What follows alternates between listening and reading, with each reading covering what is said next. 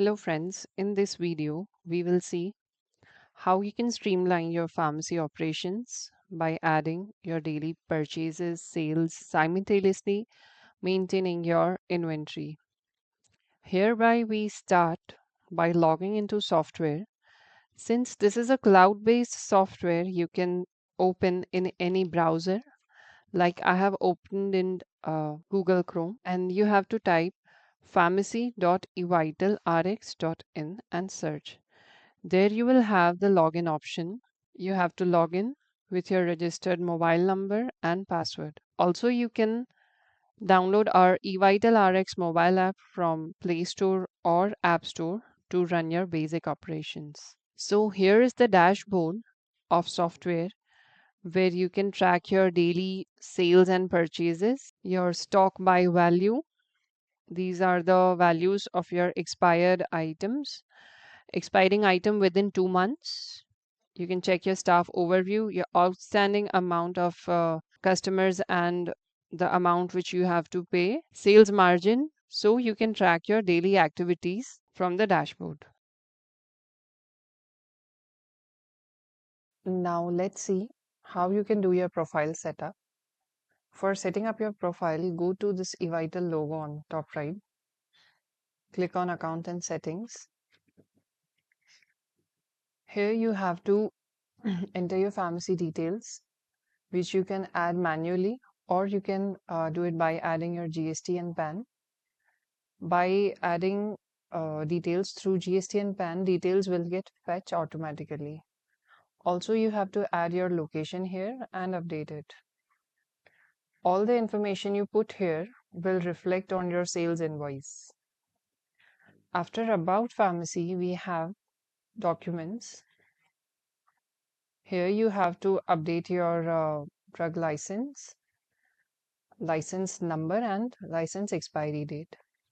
And also if you wish to add other license, you can do it from here.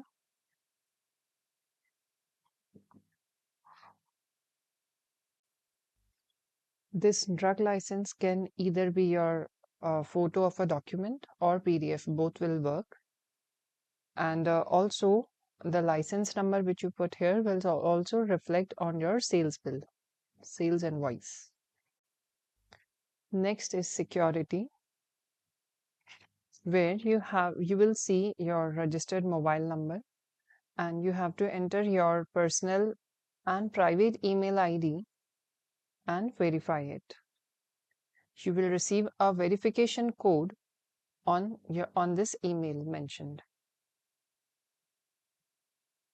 This is useful for above mentioned case where if the password is changed, or if you have to change your recovery email or mobile number. In such cases, you will need, here you will see your registered mobile number, and here you have to update your recovery email, which has to be your personal and private email. After verifying it, you will receive a verification code on this mentioned email ID. This is necessary because if any of the above mentioned actions is being performed, you will receive a verification code. Next is plan. Here you can see the your current ongoing plan, and also you can upgrade your plan from here.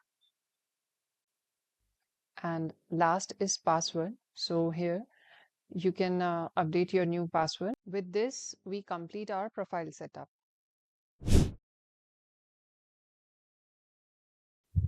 Now, next is staff and sessions.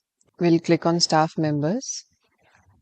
Here you can create login for your staff, which is totally permission based. They can operate software with limited access. Now let's see how to create a login. You have to click on this plus new member, enter staff mobile number and verify it. You will have to enter all the details of staff with this mobile number and the password you set here. With this credential, they will log in into the software. Here in assign role, we have given 6 default roles, and according to role we have default permissions. You can also edit the permissions from here, and if you wish to create a new role, you can create a new role from here. These are the default roles, and each role has its default permission. Next is set timings. So as you set timings here, staff will not be able to log in after it, and also you can add their shift from here, and then you just have to click on add and your login will be created. You can also deactivate the staff login if the staff has left the store, or for any reasons if the login is no more needed, you can deactivate from here.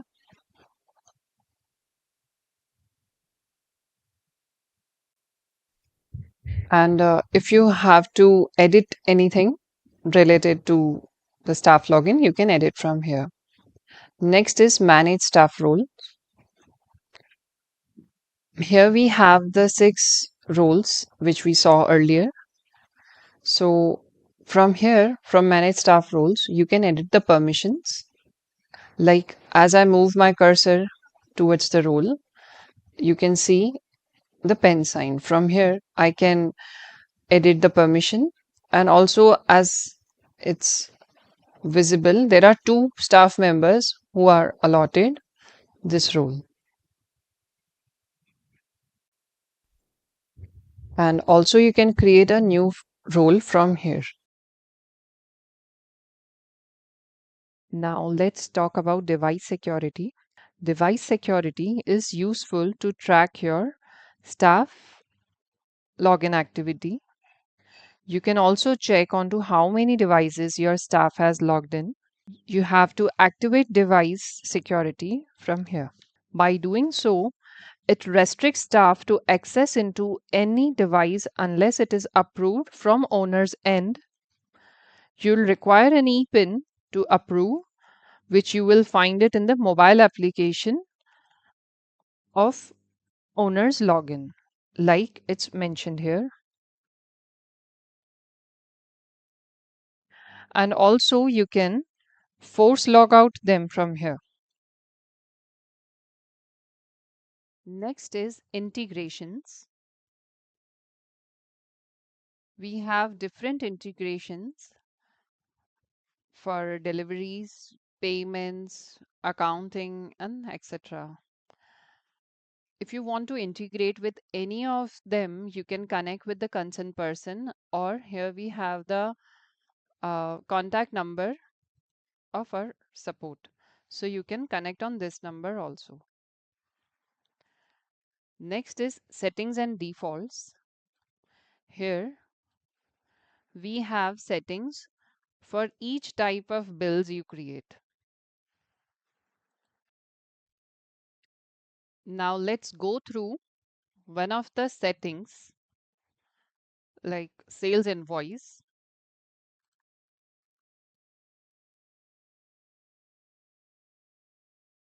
Here are the settings for the bill print which you provide to your customer.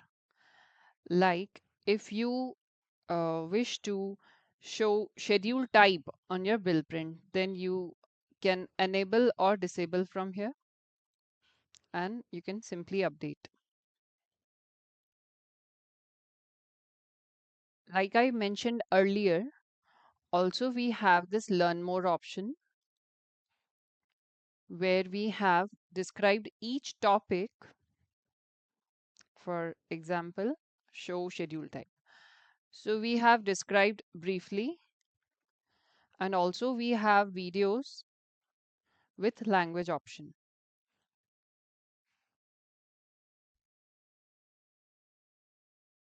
On some of the settings, we have this shield icon.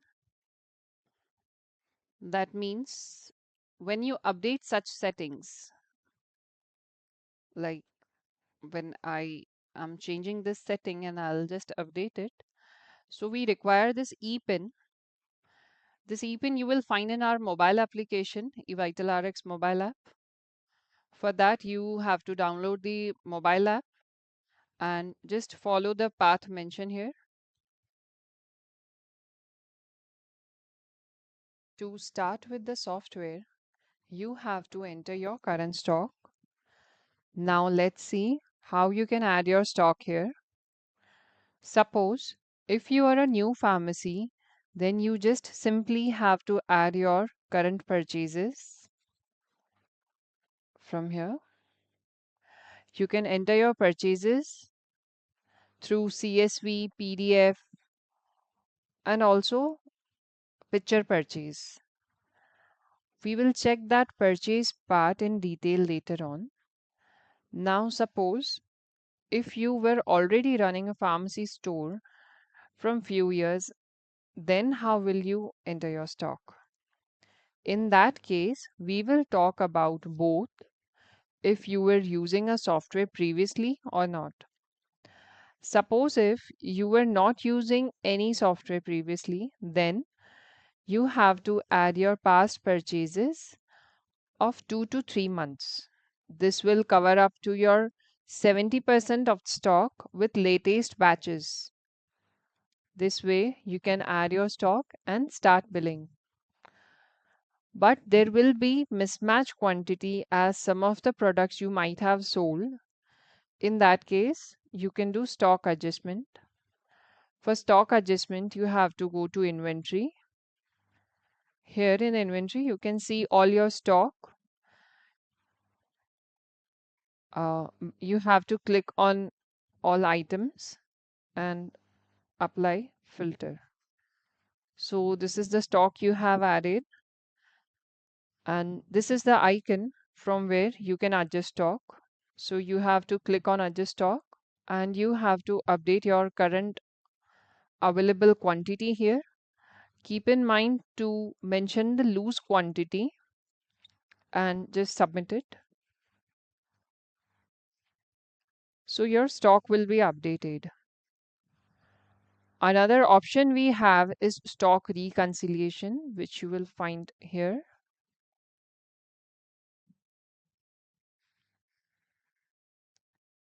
So stock reconciliation is a feature where you can audit your stock on daily basis that is assigned to your staff. And for any detailed information, you can check on our Learn More section. Also, there is one more way, that's negative billing. Now, let's say if you have not entered your previous stock in the software, but it is available with you at your store, then you can do billing with zero stock also. And later on, you can also adjust the negative stock. So these are the methods by which you can enter stock, and gradually in 3 to 4 months you will add up your stock completely. Next we will talk about if you were using software but you are not maintaining it, like stock was not accurate in so in such cases we also suggest to add your past purchases. In some cases, pharmacist doesn't want to add past purchases, rather he want to add through opening stock. That opening stock option we have in inventory through add opening stock. But it has some drawbacks too. Like you will not have details of products, from whom did you purchased the product, like in case if you want to make a return of that product or expiry return, you will not have any detail. And here you will have to write each and every detail manually. You will have to mention it, the batch name, expiry, MRP, PTR. So there are chances of human errors. So again, your accuracy is doubtful. We have seen that some chemists hire few people to add opening stock, In this way, chemists lose their interest with all this and stop using it. So we suggest to add your past purchases. It's the best practical way to add your stock, whereas adding through opening stock is time consuming too, which will decrease your enthusiasm. Now we will talk about if you were using software and you have accurate stock too. So we suggest to opt for data porting, in which our data migration team will from your stock, transfer your stock from the previous software which you were using with all the product details, so you don't have to do any manual work. Like we discussed earlier, how you can enter your stock here with the most recommended option by adding your past purchases. Now let's see how you can create one. One of the most preferable option is by adding purchases through uploading CSV. Firstly, I'll brief you about what's CSV. So, CSV is a soft copy of a bill provided by the distributor, which he usually sent it to your emails. CSV file looks similar to a Excel file, and by uploading CSV file here, you will get all your entries automatically with all the product details of the bill. So you can get your largest bills ready in few seconds. So it's time saving too and no manual work also. Let's see how to upload a CSV file. For doing a purchase entry, first you have to enter a distributor name here. Now suppose if you are unable to find your distributor here, then you can, in the last we have this option, add new distributor. So you can add your distributor here by clicking. So you have to enter distributor's GST or PAN and you just have to click on search. So you will get all the information related to this GST or PAN and the distributor will be added here in the list. Now I'll select one of the distributor and here I have the option of upload CSV. That means the distributor CSV format is linked with the software's format. That means CSV file is mapped and you can directly upload it. But if you add a distributor which you cannot find here in the list and you add a new distributor, then you have to get your CSV format corrected by your backend team for once. In other words, you will have to get your CSV mapped by your team. So it's a one-time process. Later on, you can upload CSV file directly. Now I'll show you how does it look like when the CSV file is not mapped. So here I'll change the distributor name. I'll select this distributor. Now as you can see here, we don't have the option of upload CSV, but we have something like this.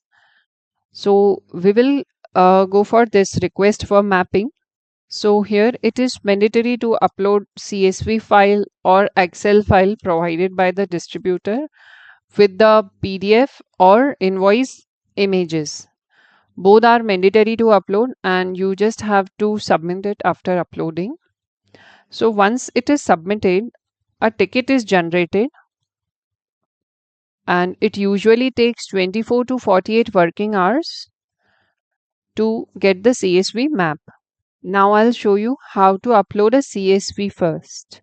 Also, you will get a notification email on your registered email ID. Now I'll show you how to upload a CSV file. For that, firstly, we need to enter the distributor name. Like here, I'm searching the distributor name with the GST number, distributor's GST number. So this is the distributor. I'll select it. As soon as I enter the distributor name, here I have the option of upload CSV. That means the CSV file is mapped. Okay. So I'll click on upload CSV and I'll select the file.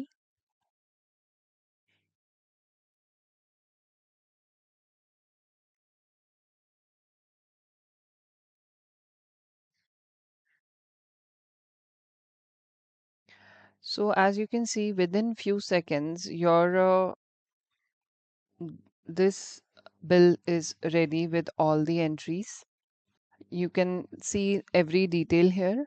One more benefit of uploading CSV file is that those products which are not in our database gets added through CSV. So when you upload a CSV, any of the product which are not in our database gets added to your stock, and then you can start with the billing. And for later part, you can add product images from mobile application and get details added through our backend team. Now I'll tell you about item mapping. So this is the icon for newly added item. Now suppose if the system is unable to identify any of the products, so it takes it as a new added item. And this is the sign for a newly added item. So wherever you will have this sign, next to it you will have this option also to map this item. So you will click on this map icon. Now these are the suggestions provided by the system, and also you can type here and search.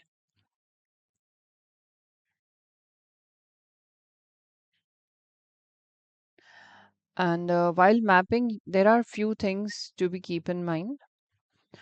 Firstly, the packaging and the unit. The packaging has to be similar with the product which you are mapping. Now here the packing is 15S and same is here as 15 capsules. That means the packing is similar. Also, you can confirm your product from the product image,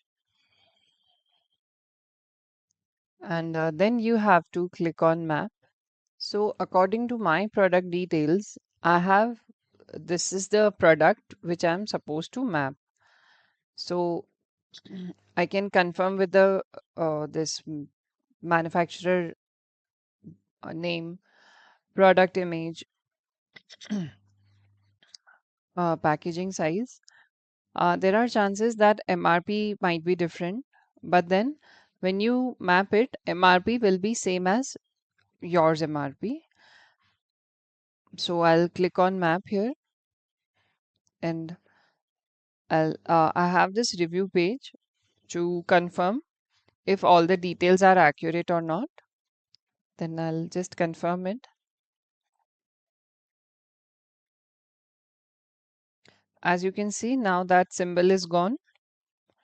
So there are few benefits of mapping is that you get the accurate item details. Like when I click here, so you can see I have the content here, and manufacturer name, item images, and also if the product is mapped, you can get the alternatives also. So you can search for alternatives, and it becomes very easy for you and your staff to identify the product. So that was about item mapping. Now here you can see your item details, bill details, like total quantity, margin, GST. This is your net amount. So you can verify this amount with your bill copy, physical copy. And when you click here, so you will get the total PTR, total discount, GST, all the calculations. And also you can add your bill discount here and put a tick mark and just submit it.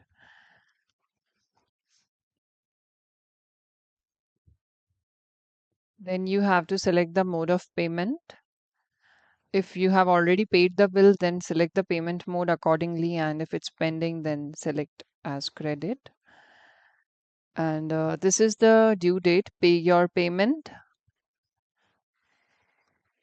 due date, where you will get a report for outstanding payments, to whom and how much you have to pay. With all this, you will just have to save the bill.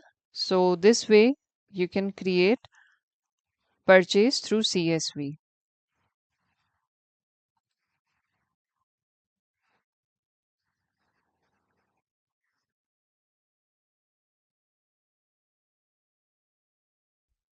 So this is our invoice list, purchase invoice list, and you can see the bill which we created. So next we will talk about if you have CSV but the format is incorrect. Now let's see how does it look like. Now again here I'm entering a distributor name, and again I have the option of upload CSV here. That means the CSV file is mapped. Now when I try to upload it, let's see how it looks. So this kind of error message is what you get when the file is incorrect. In cases like if you get converted files converted from PDF to CSV, or if there is any change in the format, then you get such error messages. So we have given the solution video. So you can watch the video and rectify the CSV by yourself if you want to. And also another option is report issue. So you can definitely report issue to us. For that, you need to upload the CSV or Excel file and a PDF or invoice photos. And you have to describe your issue here and submit it. So our team will rectify it for you in 24 to 48 working hours. So this is how you can report issue to us if you are unable to upload the CSV file. At times, it might happen if the CSV file is too large. Then when you try to upload it, it will look something like this. CSV upload in process, purchase draft after some time. So it will be created as a draft.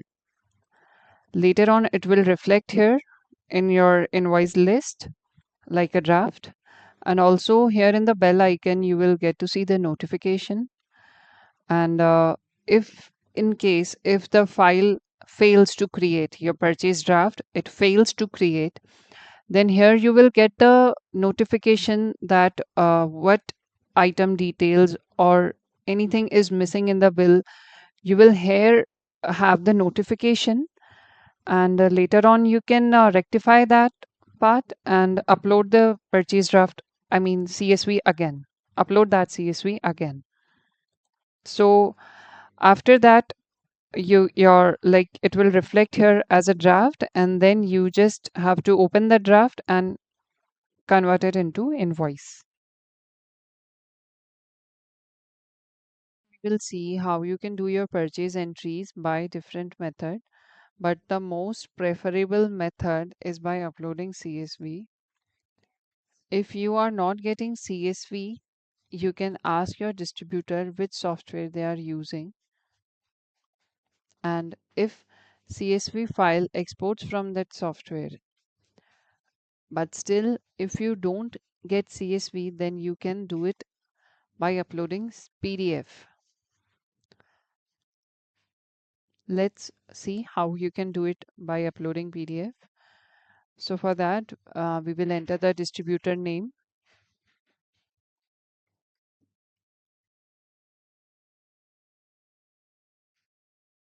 Now, as you can see, we have the same page like we saw previously, this request for mapping. So this is for if you want to map your CSV file. And now here we have this option, self CSV or PDF. So you can upload your CSV file or PDF From here, if you receive any file, CSV file, which is converted, or in case you don't have CSV, then you can do it from here with the help of PDF. So we will click here and we'll click on upload. We will upload the file. I'll select it. Now, as you can see, you have this message. CSV file will be uploaded after some time, and that you will get it as a draft. Like also here, you can see we got the notification. So the file which we uploaded will reflect as a purchase draft. Like here you can see. So we will open it, and then we have to select the header section.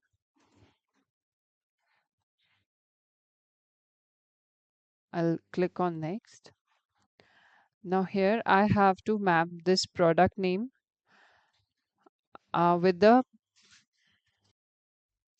so here I have to map the columns of the CSV with the system columns.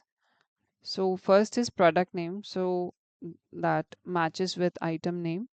Then it's MRP, so we will map it with MRP. PTR is price to retailer, your purchase rate. I'll map quantity with quantity. Now here is the batch, and also I have this pen icon. Suppose if I don't have the batch or expiry in the PDF, then by clicking here we can enter the batch and the expiry. Like we can enter the common batch.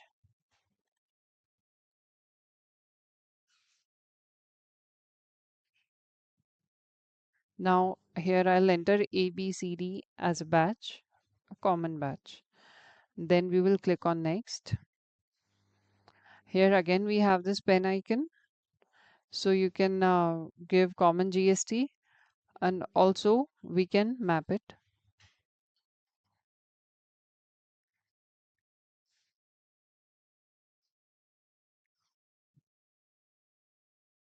These both columns are mandatory to map. Rest are the optional. Now here I have to verify the amount with the physical copy, and I'll confirm it. Now as you can see, we have this mapping option here. So we will map this item as we discussed earlier. This is showing in red because it has near expiry. Also you can see this error message, and in case if you want to edit anything in the bill, you can click and make the changes accordingly and add, but you need to verify it. You have to verify the entire bill. Like you can click here and check the details,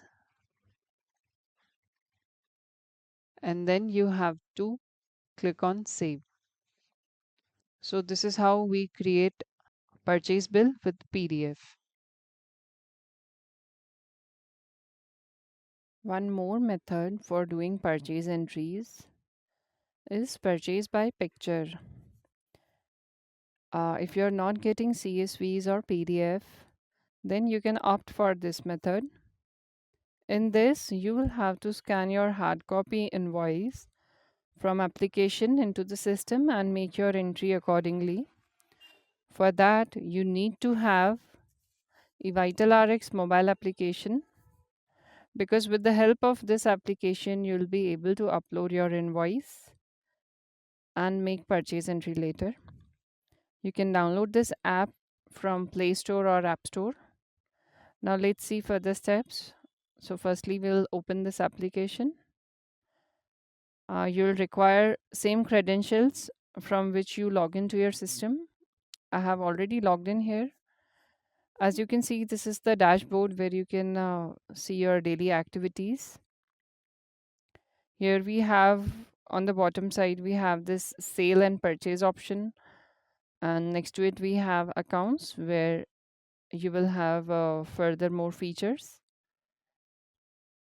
So I'll go to purchase now, and here I'll enter the bill number, and I'll write distributor name.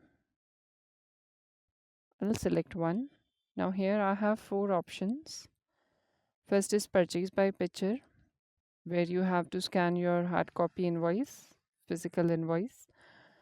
Next is barcode scan, that is particularly for barcoded items. So you can scan those barcodes and make your purchase entries accordingly.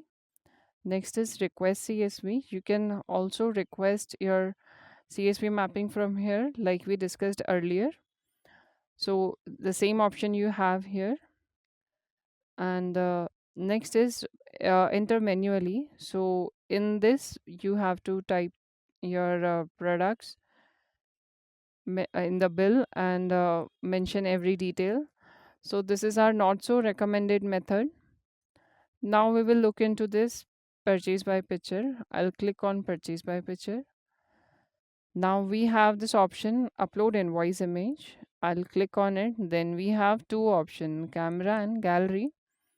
So if you just directly want to capture your invoice image, then you can opt for camera, or else you can directly upload from gallery. I'll select my bill from the gallery, and here you have to crop the image of your invoice, and you only need to have medicine details. That's it. Nothing else has to be there, and you just have to click on this tick mark and submit it. Here you have the message. This will be notified to you and to your web version, and then you can do the further steps for your purchase entry. Just after adding invoice image from mobile application, it will be created as purchase draft, and you will get a notification here like draft is created, and you will get to see that draft here in purchase invoice list. As you can see the draft. So for converting into invoice, we'll open this draft, select the header section, we'll click on next. So here we have to match the relevant columns. Like we have mapped this previously, so for the next time it will be auto mapped. All the relevant columns are matched already. We will click on next. GST, you have to map GST mandatory. Rest of the columns are optional, but if you map, you will get the accurate details. We'll click on next. So here I have the details of invoice, like net amount, total GST, total items, and quantity.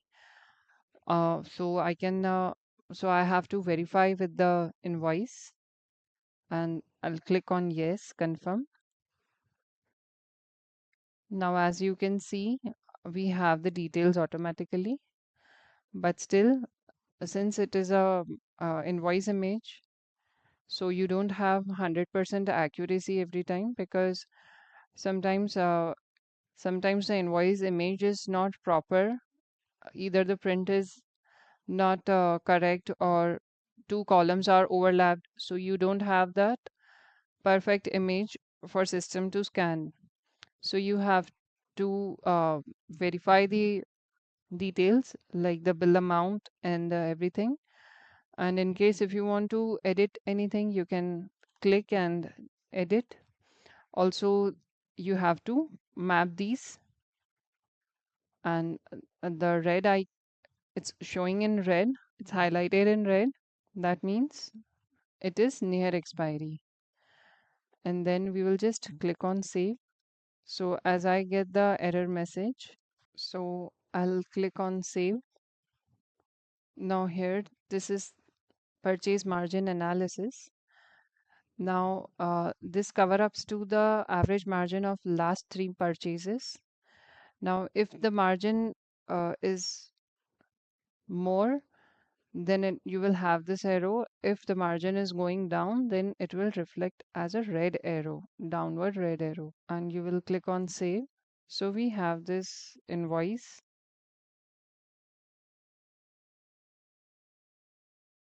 So far, we saw different methods of adding purchases by CSV, PDF, or by clicking images of invoice. In addition to it, we have one more option of barcode scan, in which you can scan the company barcode given on the product and make your entry. We have created a barcoded database in which we have given the images of the barcode. So if you scan barcode of the product or mention barcode number, then you can easily identify the particular product, because in FMCG items we have products with similar name but different packaging, different variants or flavors. So it's not that easy to identify the product, but you can easily identify with the help of barcode. Now let's see how you can do your entry for FMCG products. Generally, you don't get CSVs for FMCG items. So we have given this feature specially for barcoded items. If you have a scanner gun, then you can directly attach it from your system and scan the product barcode. But if you don't have gun, then we have given a feature in eVitalRx mobile application where you can scan from mobile application and do your purchase accordingly. For that, you have to go to purchase, enter distributor name,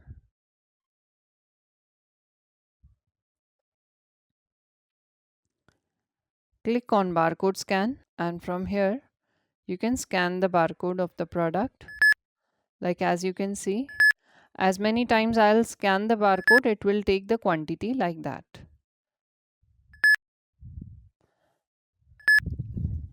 So I have scanned it twice.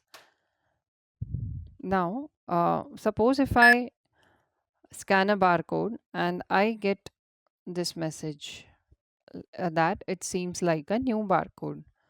So I can search with the help of barcode number. I'll click on find. Now, as you can see,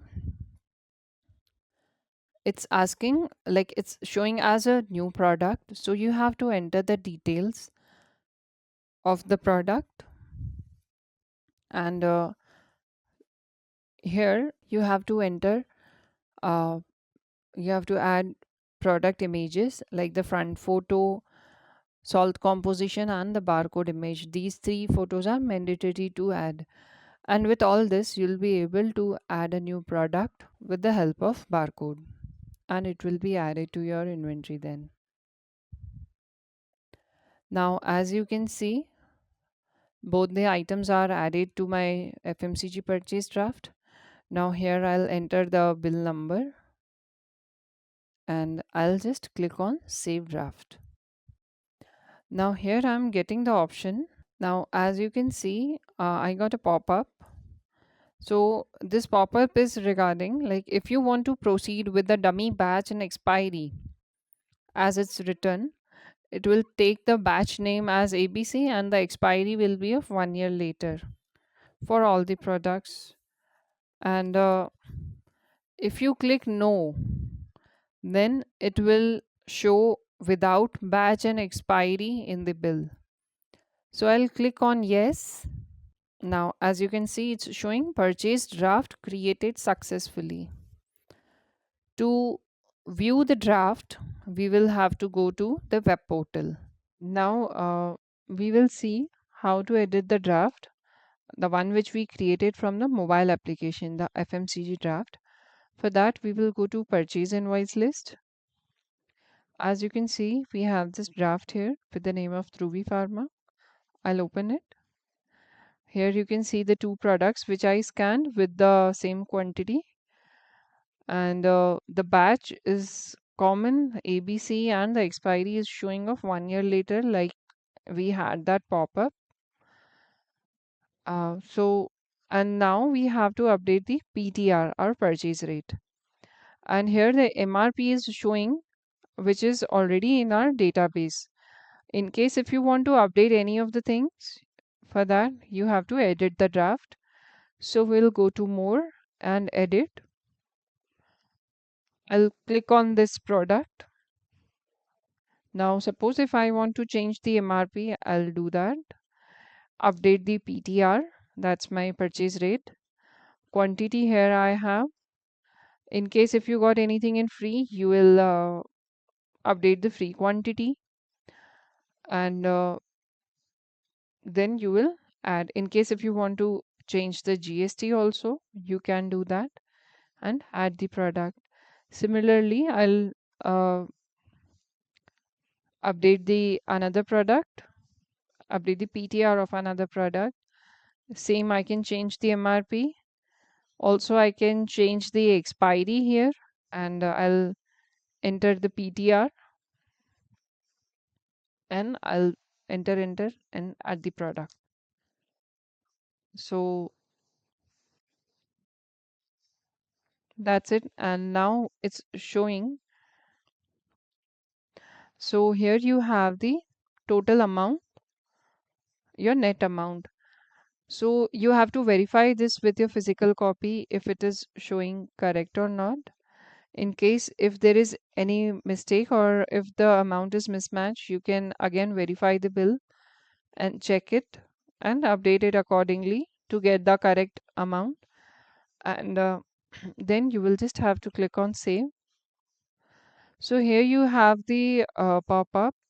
Do you want to continue without applying the credit notes? So as you can see here, we have the pop-up for credit note. So when I'll click on no here, and I'll update the credit notes. So these are the credit notes for which we have created the purchase return. So those returns are reflecting here as a credit note. Now in case, suppose I'll select the first one.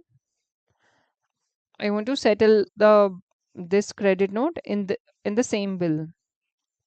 So when you click on save, so here I'm having the option of credit notes are available for this distributor. Now, like as you can see, we can it's highlighting as a credit notes here. So that means your purchase return for this distributor, which are already in credit mode. So now it's asking, do you want to continue without applying them? So I'll click on no, and from here I can settle my purchase returns.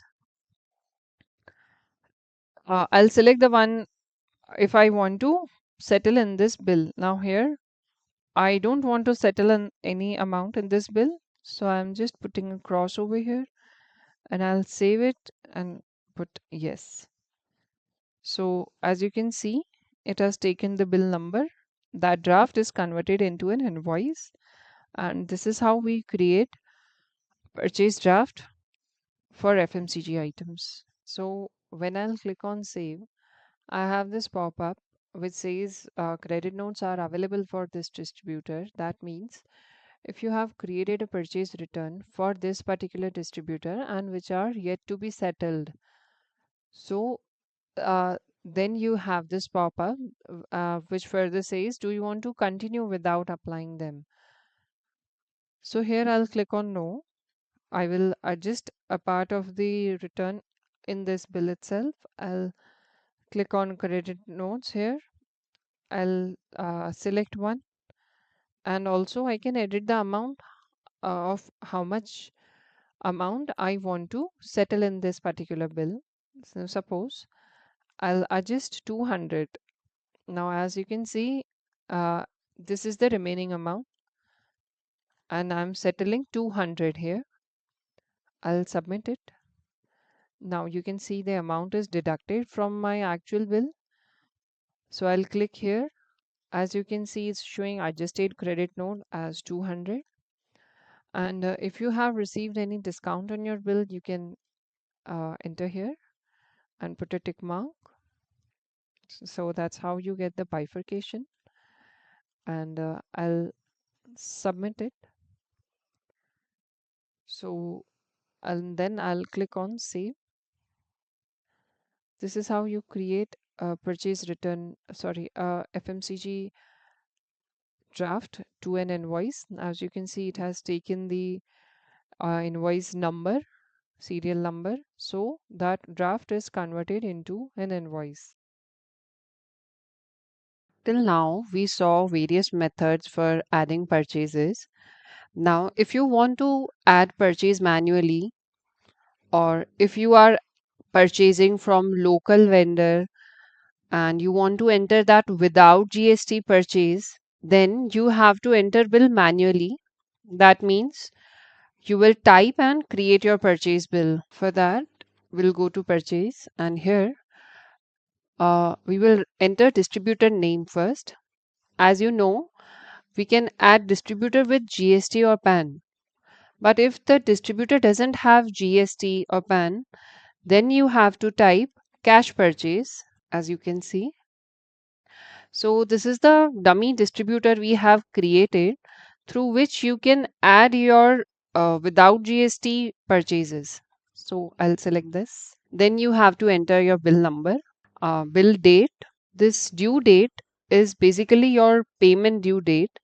So if you have done your payment in credit, then you will have a report generated as in purchase payment summary, where you will get to know whose and how much payment is pending, so you get notified regarding same, so that any of the payments doesn't get skipped. Here you have setting options, as you can see here.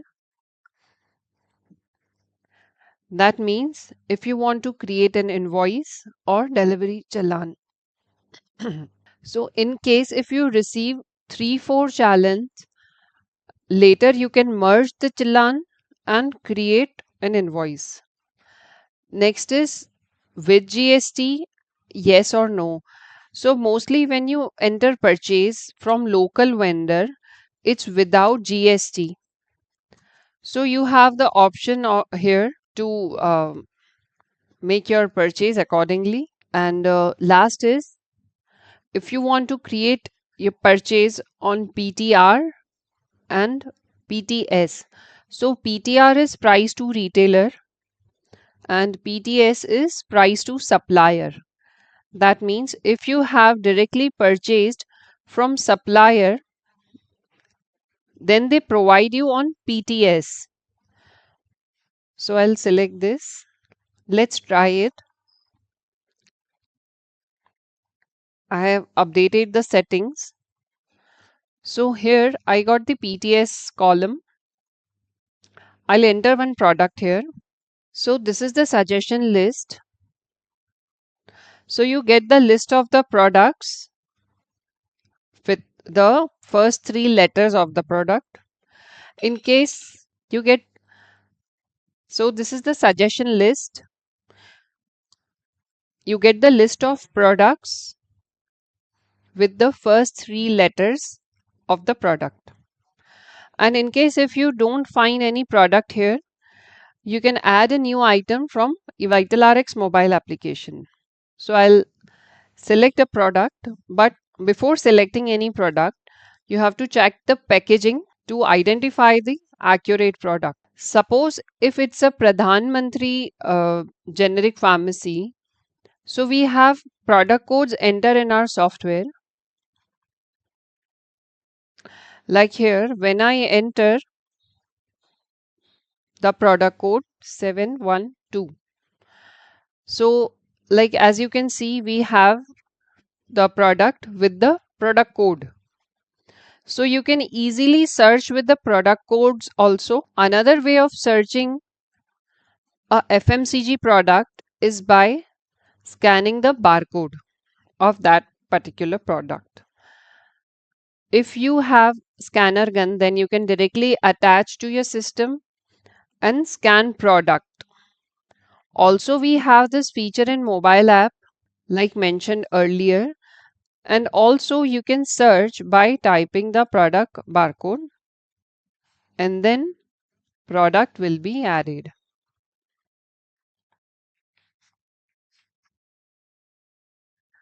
So here I have these two available batches. Now suppose if I enter a new batch, Then I'll press enter and I have to put the expiry, products expiry. Then comes the MRP. So if you have a different MRP, you can definitely change it. Again, I'll press enter. So this PTR is basically price to retailer. That means your purchase rate. I'll enter PTS. Now here comes the quantity.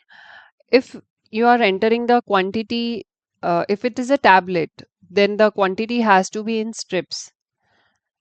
But here the product we have is bottle. So we will enter the number of bottles we have, but generally here we have to enter the number of strips, not the box quantity, not the loose quantity. We have to enter the number of strips. Now I'll press enter again. So in free, you will write the free quantity received by the distributor. If not, then let it be 0. Then comes the scheme amount. So here scheme amount is the here you have to enter the amount, the discount received by the distributor in rupees. So you will write in scheme amount, you will write your discount amount. If not, then let it be 0. Now here is the discount percentage. So discount received by the distributor in percentage. So suppose I'll enter 3. So this is the discount I have got, 3%. Now suppose if I have another discount in percentage. So I will enter that here in scheme amount. Now as I said, it will take it accept the it reflect the discount in rupees. So suppose another discount we have is 2% discount. So I'll enter 2 and put the percentage sign. So it will reflect in amount. Again, I'll press enter. So this base price is the after discount price. And on that, your GST is calculated and then you add the product. So this way you can add your products manually. Like we discussed about challans can be created by changing the settings. So those challans created, you can see here like as it's reflecting. And by selecting the challans, the number of challans you have, and when you click on view, it will merge the challan and later you can convert it into an invoice. Also, if you have draft with the name of cash purchase, it will reflect same over here. You can see your net amount here. So by clicking on this net amount, you get the invoice breakdown. You can see your PTS total, bill discount, your total discount, your total GST. This GST is clickable. So when I click on this amount, I get the GST bifurcation. You can see your total taxable GST.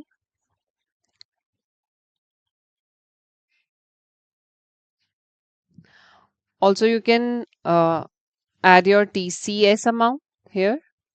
In case if you are having shipping charges, you can add here in the shipping charges.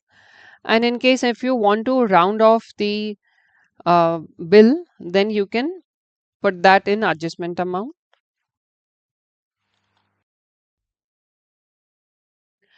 If you want to give the discount, if you don't want to give the discount product wise, but you want to add bill discount, so here you have the option of percentage and in rupees.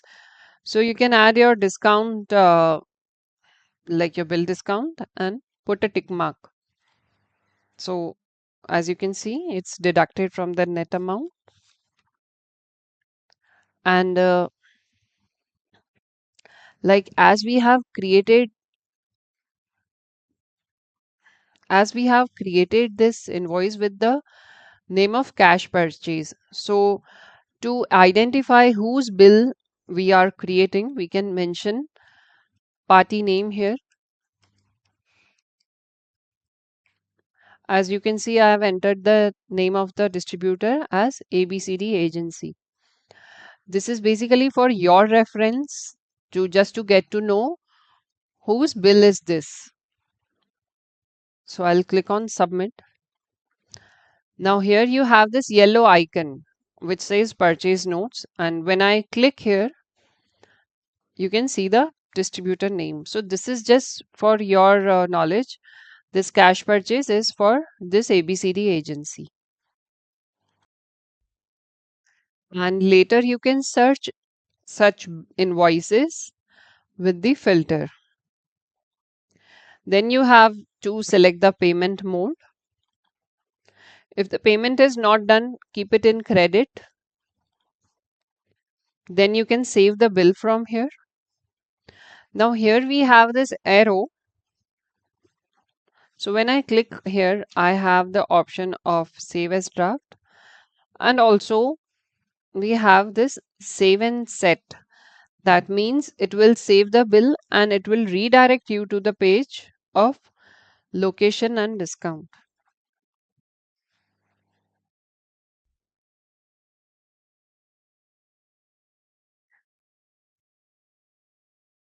As you can see, we are directly on this page. Here you can add product HSN.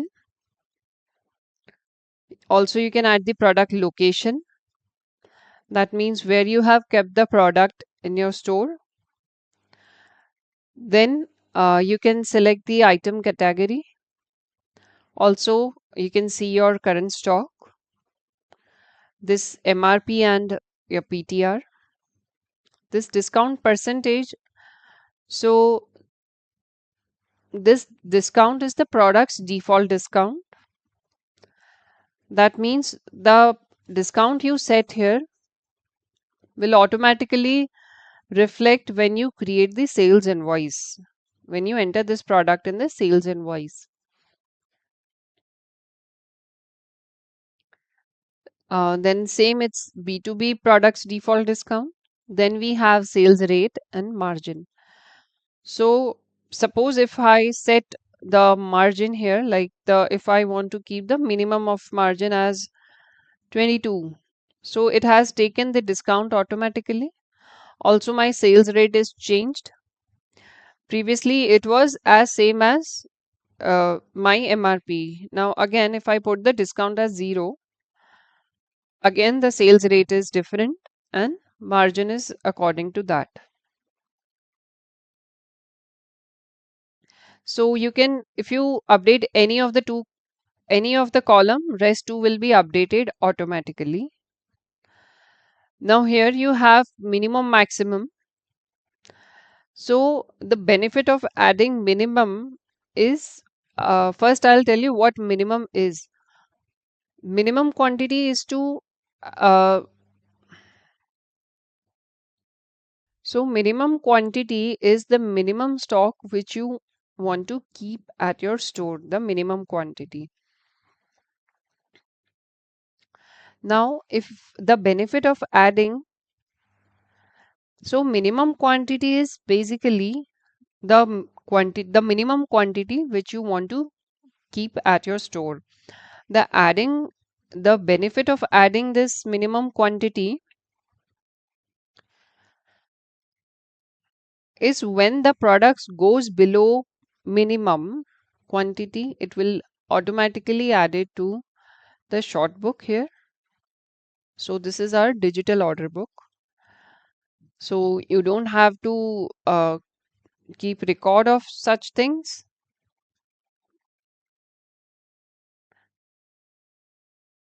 And maximum quantity. So maximum quantity is we set because we don't want to overstock. So maximum quantity minus current stock. So the remaining quantity will be added to your short book.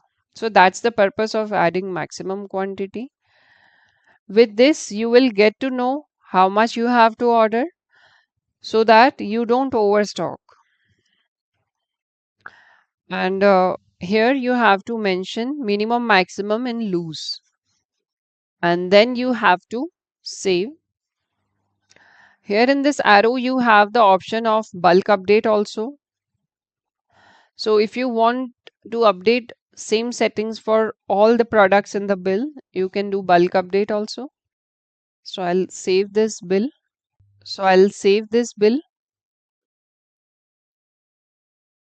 Now, as you can see here, we have this cash purchase.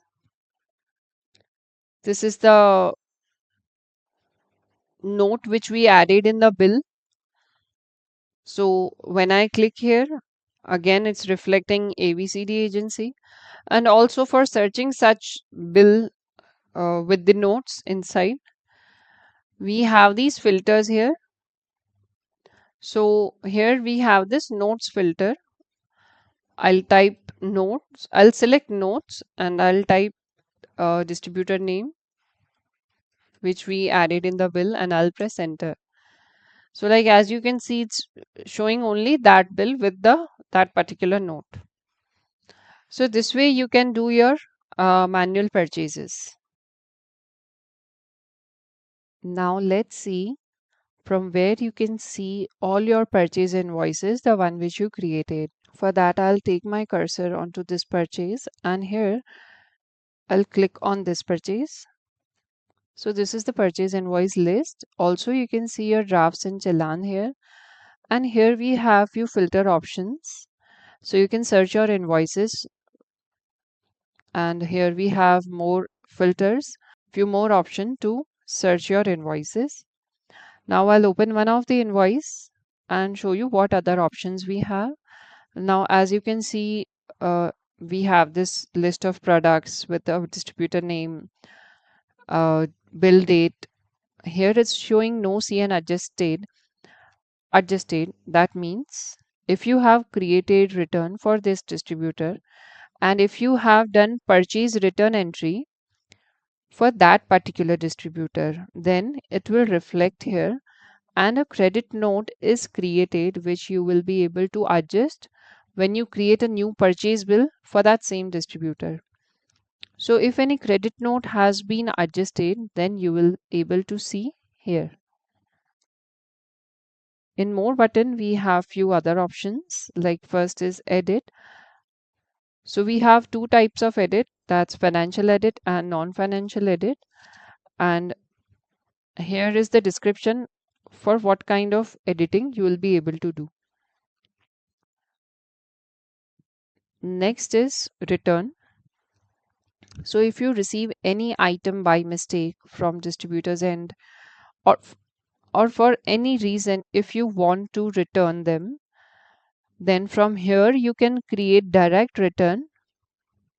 But before that, you can also check return history from here. Like when I click on return history, I can see no return order history found. So that means there are no returns for this distributor. Next is generate B2B sales.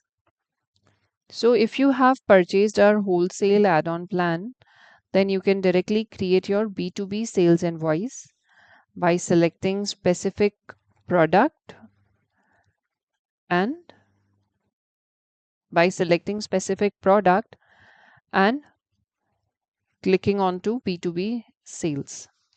Like if you are supplying to retailer, then you can directly create your invoice from here. Next is print QR. So for all the drug products who doesn't have company printed barcode, you can generate QR print from here and stick label and stick QR labels onto each product. So for FMCG products, we have company barcoded linked in our software. But for drug products, it's easier to maintain accuracy and prompt billing. So QR is very helpful. Now I'll share you some information regarding QR. For that, we will go back and I'll click on this learn more. Here you can see we have this information regarding QR. So this QR sticker print sizes. So we support these two sizes. It's a 93 roll with the 3 stickers in one line. To get the accurate print, we support these sizes. Here we have how you can set up your QR printer, and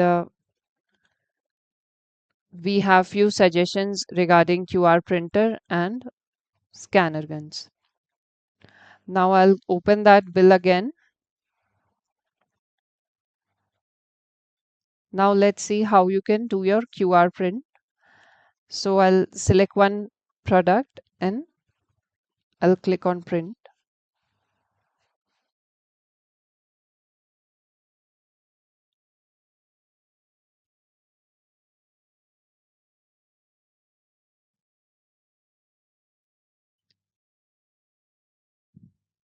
Now here you have this product name. This is batch, products batch and expiry, and this is the MRP. This GP is distributor's name in short form, and this is your pharmacy name. These QR labels are for multi-purpose usage. If you are generating a sales invoice and while adding product you can scan QR, then that same batch will be scanned which you are providing to your customers.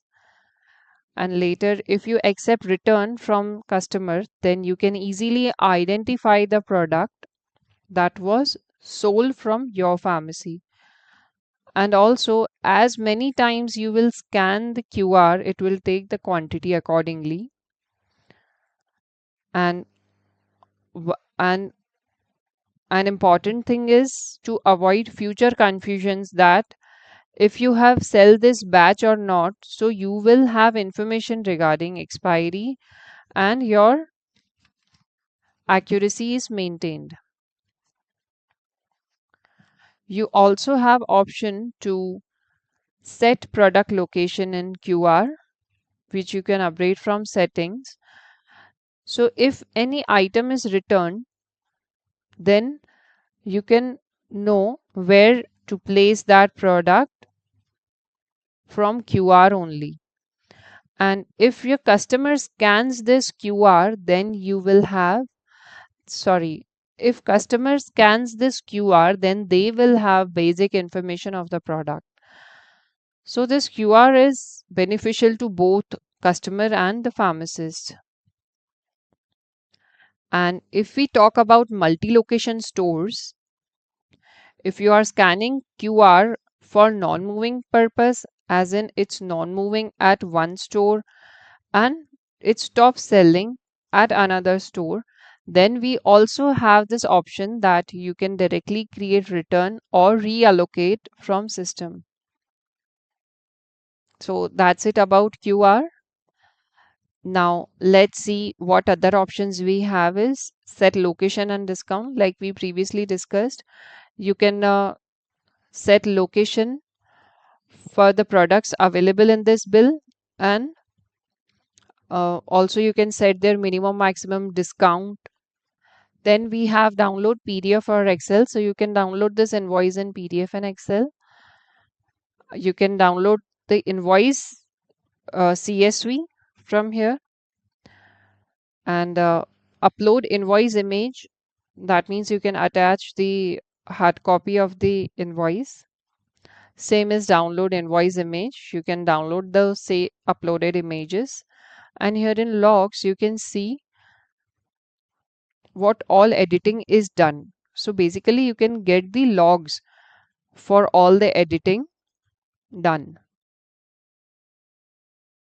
For adding a new item, you need to have eVitalRx application because new item can be added from mobile application only.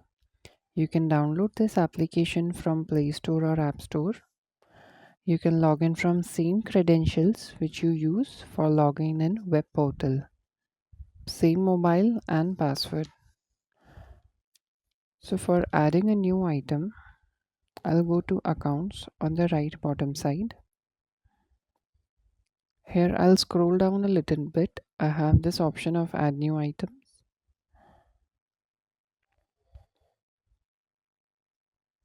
These are the newly added items, and on the right bottom side there is a plus sign. I'll click on that. Here is the option to scan the barcode. So if the product has a barcode, then you can scan the barcode and add the product. But if it's a non-barcode, if it's a medicine, you can do don't have a barcode option. Now for that, first I have to select the packaging. So I'll select bottle. So here I have to click the display side of the bottle.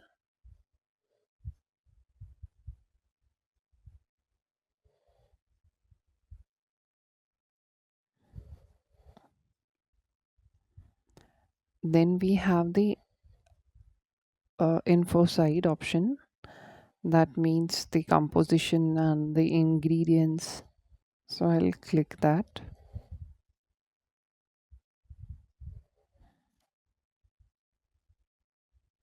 I'll adjust the image,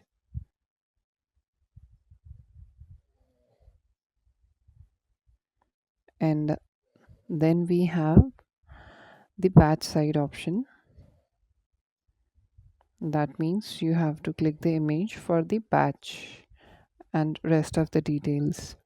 So now I have the option of batch side. So I'll click the batch side image.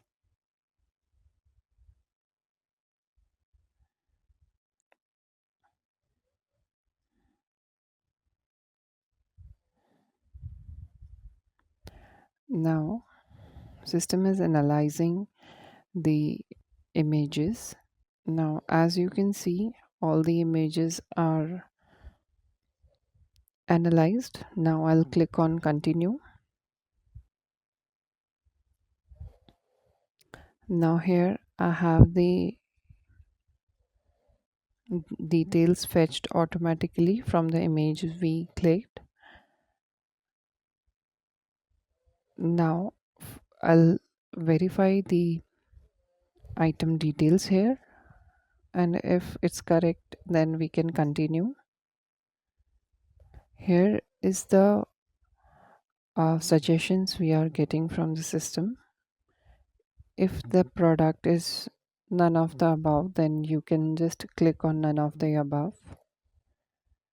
Now here you have the option to add the rest of the product details like GST. So we will select the GST slab. Rest of the details are optional.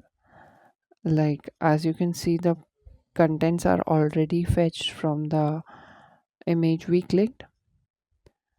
And if you have HSN code, or if you know about the shelf life, or any guidance you want to attach here, like it's totally optional, and submit it. Now as you can see, we got this message. Now you can use this item for purchase and sale. So the benefit of adding a new item is you can easily identify the product details like manufacturer, their packaging, product image, by which your staff can verify if they are selling the correct product. And also it is helpful in searching alternatives. So this way you can add a new product from eVitalRx mobile application. So far, we saw how to onboard stock and also how to make purchase entries. Now, let's see how to create sales bill. So, when you sell any product to your customer, you have to create a sales invoice. For that, you have to click on sales. So, from this page, you can create a new sale invoice. Now, first we have is this bill date. So, by clicking on this calendar button, you can even create a backdated bill. Now we have customer mobile and name. So you can create invoice with three ways. First is with, and if you don't have customer mobile number, then also you can do it with customer name. And third option is if it's a walk-in client, then if it's a walk-in customer, then you can create with the name of counter sale. Our suggested option is adding a customer with their mobile number. Now, as I entered the mobile number, here I have this customer details as it's already saved in the software. But if it's a new customer, then you have this option of add new customer. So here you have to enter the first name, last name, and rest of the details are optional totally. And then you have this option as verify mobile. So when you click on verify, customer receives an OTP on their mobile number and you become the preferred pharmacy of that customer. That means we have eVital patient app also from where your customer can place order. And if you are preferred pharmacy, then that order will be assigned to you only. That means that customer is linked with your pharmacy. And then you just have to click on add button, and with this way you can add a customer with their mobile number. But if you don't have customer's mobile number, creating a bill with just customer name, for that you have to press Alt J. So you have to press Alt J to switch the view. And if it's a walk-in customer, then press Alt C, that is counter sale. So your bill will be generated with the name of counter sale. And for all such shortcuts, press F1. So you have all the shortcuts related to this page. There are certain benefits of adding a customer with their mobile number. Like here I entered a customer who was already added. Now here you have this billing for option from where you can add their family member. By clicking on this add new family member, you have to select the relation and enter the first name. Rest of the details are not mandatory and just click on add. So here, like here, you can have the list of their family members. And also you can maintain the family members ledger. Like here, it's reflecting dues. So this is the customer, and here you have the family members dues you can see here. So by clicking here, you can see all their pending bills, and also you get the option to settle the previous bills in here itself. Another benefit is that you get to see purchase history over here. Like as you can see, there is a small icon. So you can get to see all the purchase history over here like this, but you need to have mobile number for that. So here you have the mode of payment in which there is a multiple mode of payment. That means if the customer is paying you in two ways, and that means half cash, half UPI, or if the customer is paying half the amount or half the amount is still pending. In that case also you have to select multiple, but you will be able to select only when you have the customer mobile saved over here. Here you have the set reminder option. So if you have capsule plan, you can send reminder like dosage reminder or pill reminder.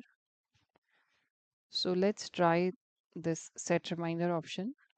But for that, we have to add a product here. So there are various methods by which you can add the product. First is by typing the brand name. So as I enter Dolo, we have, so by entering the brand name, here you get the suggestion list below where you can see the product details like product unit, MRP, stock. This A stands for alternative, and by clicking on A, you get to see the alternatives for that product. Also, you get to see the content here. If that alternative will be available then you get to see the stock here. Another way of adding a product is by searching with the initial. Like suppose if I enter D, that's initial of the product plus the exact MRP. So with the exact MRP, here I am getting two options. And one more way of adding the product is by scanning the barcode. You can just scan the barcode if you have scanner gun and add the product here. And also you can search with the content. That's C, comma. Suppose the content is folic acid. So here you get all the products with the content folic acid. Now I'll select this product. My cursor directly goes to the quantity. That means here you can see it's showing one strip of 15 tablet, and here I'm getting the quantity as 15. That means the quantity is in loose. Suppose if the customer is asking only for 5 tablets, then you just have to enter 5. Also, you get to see your landing price here, margin, and content. By pressing enter, you will be shifted to the next tab. This D percentage is the discount you will provide to your customer. Now, suppose if I enter 5%, so the margin is changed now. Again, if I remove the discount, the margin is different. Then I'll press enter and add the product. Here the product has near expiry, so it is highlighting in red. So here we have added two products. Now let's try to set pill reminder. Here I'll click on set reminder. This feature is useful if you want to remind your customers to refill medicines, like if they are chronic disease patients. So here you have to set the number of days according to the quantity sold. So suppose if I enter 10, so after 10 days you will be notified on this bell icon here on the top right side. From there you can call or WhatsApp them for reminder for medicines. Also you get the option to set pill reminder as per given slots. Like suppose if it's the dosage is for morning and evening. So from upward key and downward arrow key, I can adjust the dosage, and whatever reminder you set here, customer will get a push notification on their mobile if they have downloaded eVital patient app. They will get notified as time to take medicine on that particular time slot. As you know, there are some products who doesn't have company printed barcode or QR code. So for such products, you can generate QR codes from the purchase bill itself, like we discussed earlier.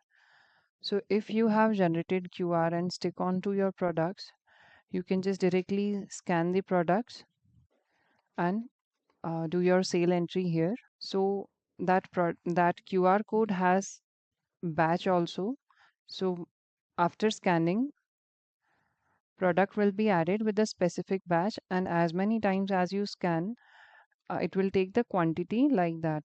So it helps you maintaining the accuracy, like you are scanning only that particular product which you are going to sell, and the same will reflect in the system also.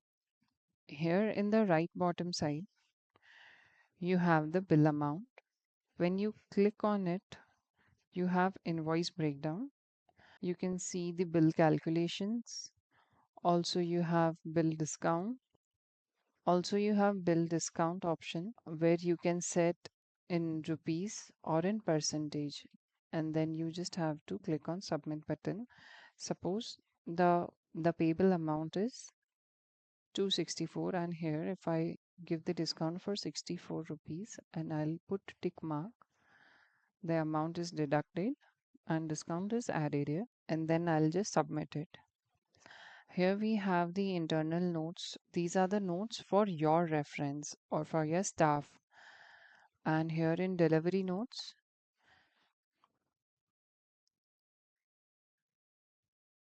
you can add notes here for delivery person which will reflect on bill print. Also, you get to see the total margin here.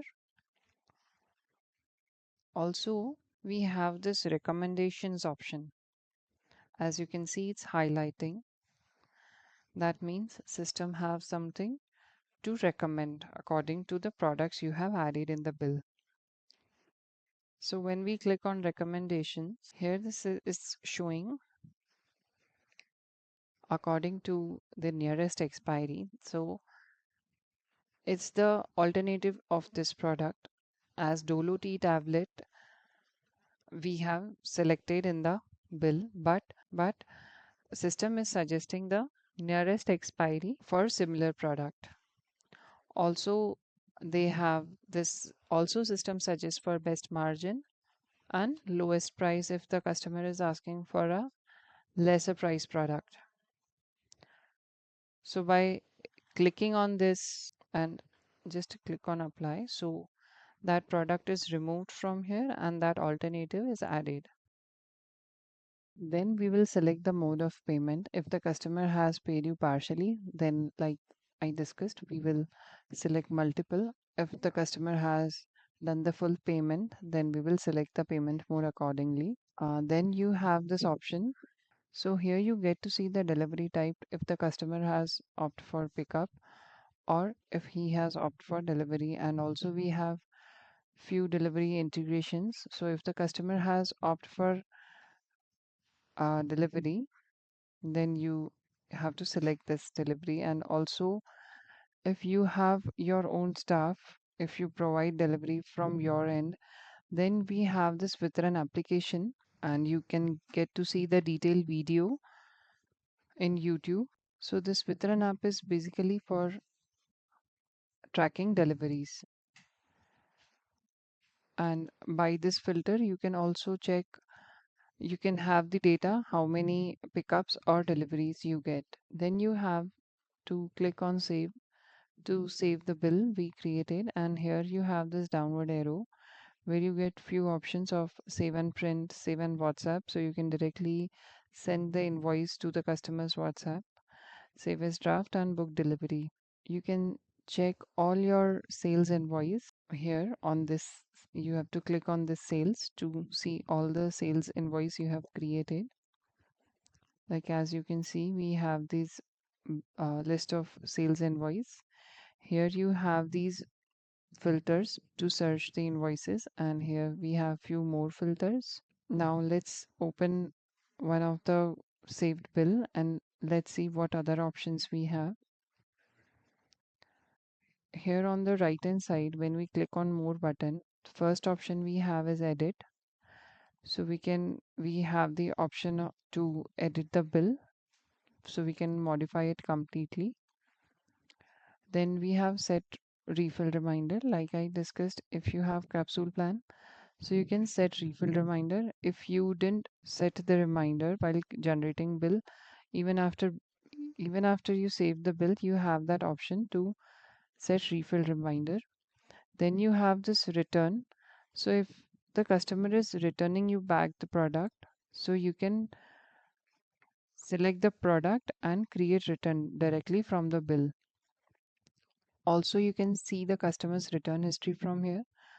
Suppose if you have the customer asking for the same products he purchased from you from the last time, so you can search with the customer's name and you can click on reorder.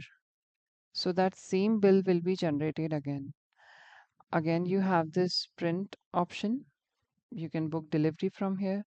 Also, you have this share on WhatsApp. You can upload the prescription over here. And also in logs, you can see how many times the editing has been done in after creating the sales invoice. So this way you can create your sales invoice By clicking on inventory, you are here in this page where you can see your entire stock with the every detail. On the left hand side here, we have the filters where you can filterize and check your stock accordingly. By default, this all items are selected. So when we click on apply filter, we have the list of items available.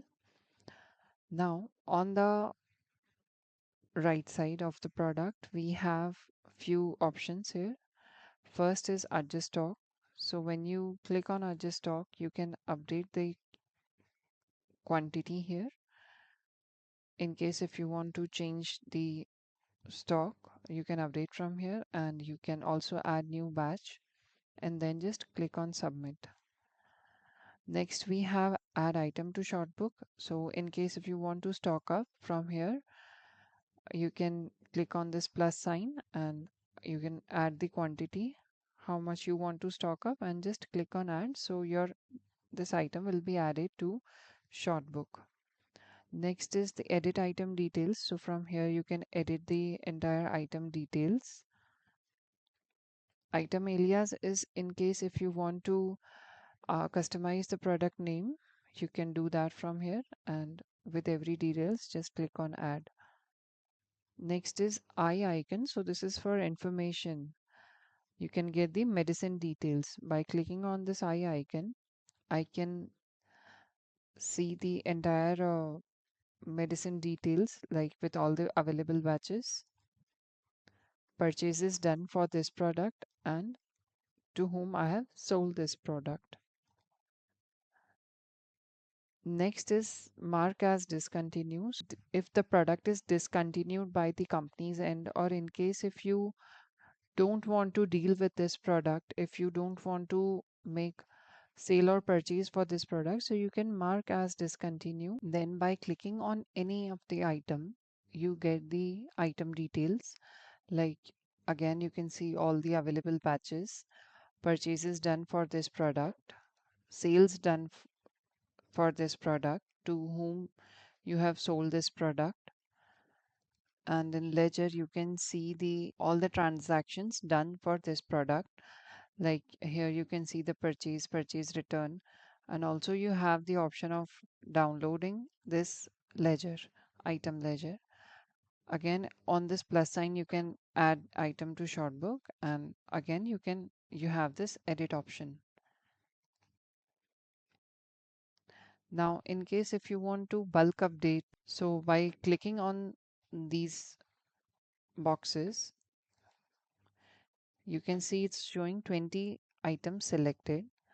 So here we have this bulk update option, and also here on this more, you can bulk update.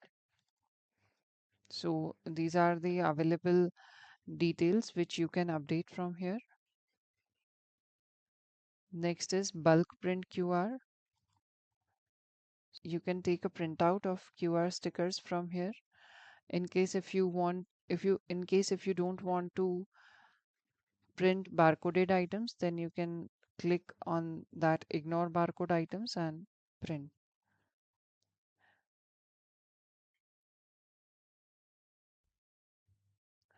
Next is restart stock adjustment.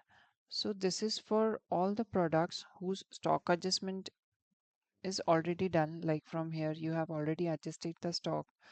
But still, if you want to start stock adjustment all over again, so then from here you can start your stock adjustment again. So this is helpful in auditing. Now here you can see it's showing 99 plus items are waiting to be mapped. So when we click here, so here you have all the item details, which products are added through migration or which products are added through CSV. By clicking on data migration, you get more information like which products are pending to be mapped. Again, same from CSV also. So from here you have option to map the items. So benefits of mapping, like we discussed earlier, it is useful for your staff to see the product information. It is also useful for you to get the alternatives, and also you can check the product composition. So if you map the product which are already available in our database, so you can get such benefits of. Now here you can see it's showing 99 items are waiting to be mapped. So when I click here I will have all the product information, like these many products are added through data migration and these many products are added through purchase CSV. When I click here on data migration, I have a little more information regarding mapping. So I have option to map from here. By mapping, you get the product details, which is very useful for your staff. Also, you can check the alternatives. So if any such products which i- is linked with our software, if any such products which is,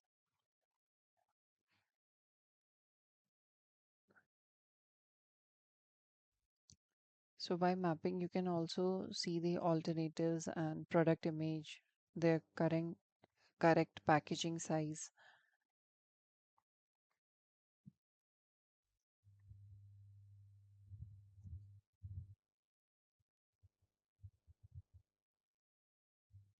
Now here you can see it's showing 99 items are waiting to be mapped. So when I click here I have all the item details, like these many items are added through data migration and these many items are added through purchase CSV. Like we discussed earlier, there are some benefits of item mapping.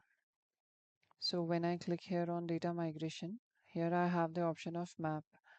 So you can check the alternatives if the product is linked with our eVital database. Also, it is useful for your staff to have the product information. You can check the packaging alternatives. Also, item images are already added in our database. Here it is showing photo required. Here in photos required, you can see the number of items in which you have to upload the images, as they are not added, and those are the totally newly added products. So with the images, our data team can add those images into our database. Now let's go back to the same inventory page. Now here are the few more options, like you can see all the items which have missing location, missing category, whose minimum maximum you haven't set.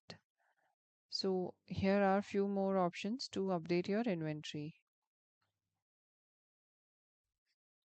So this way you can manage your inventory. Further, let's talk about inventory. So here, first option we have is data migration.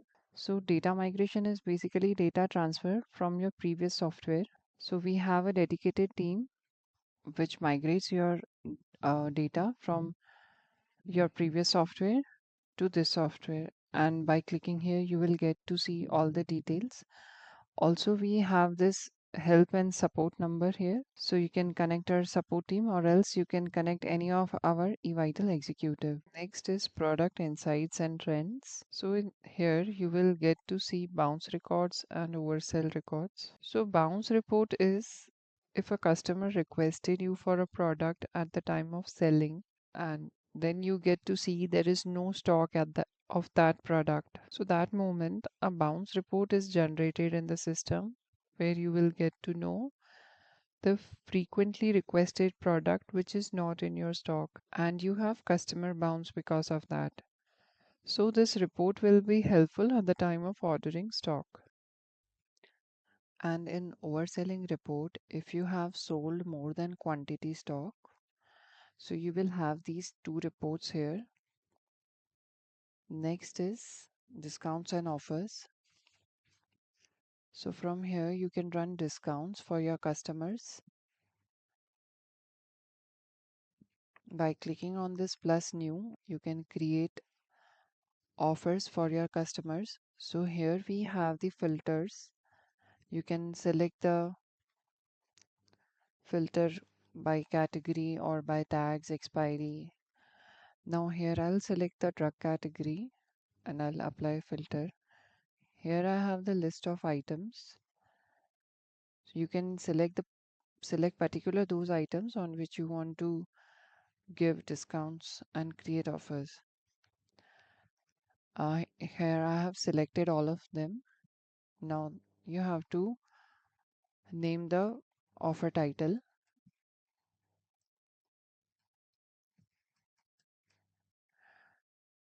Then you have this offer threshold. So here you have two options, slab wise and quantity wise. So slab wise is you can set discount based on your bill amount, and quantity is minimum quantity of the products on which you want to give discount. I'll show you both of them.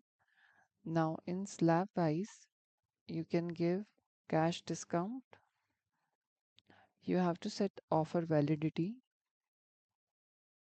That's for how many days this offer will be valid. So here I'll select the next 7 days. In branch store, you if you have multiple branches, then from here you can select in which branch do you have to run this offer.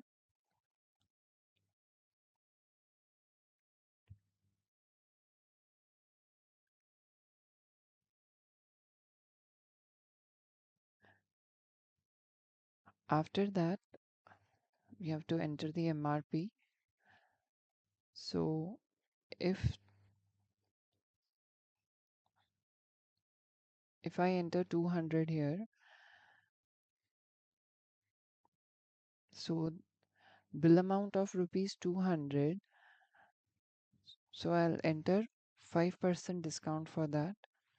And if minimum MRP is for 500, then discount will be for 7. So if you want to create more slabs like this, you can do it by the plus sign here. N- Uh, Another option was quantity wise. So here you have to enter minimum quantity in strips. So if a customer is buying minimum number of 5 strips, then the discount is for 5%. And if he's buying minimum 10 strips, then discount is 7%. So this way you can create offer, and once it is created, you cannot make changes in it.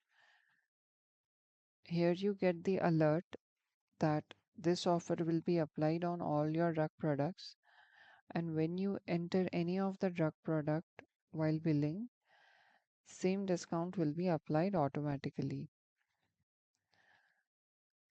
So this way you can run discounts and offers. And in overselling report, if you have sold more than quantity stock, so you will have these two reports here. Next is discounts and offers. So from here you can run discounts for your customers. By clicking on this plus new, you can create offers for your customers. So here we have the filters. You can select the filter by category or by tags expiry. Now here I'll select the drug category and I'll apply filter. Here I have the list of items. So you can select particular those items on which you want to give discounts and create offers. Here I have selected all of them. Now you have to name the offer title.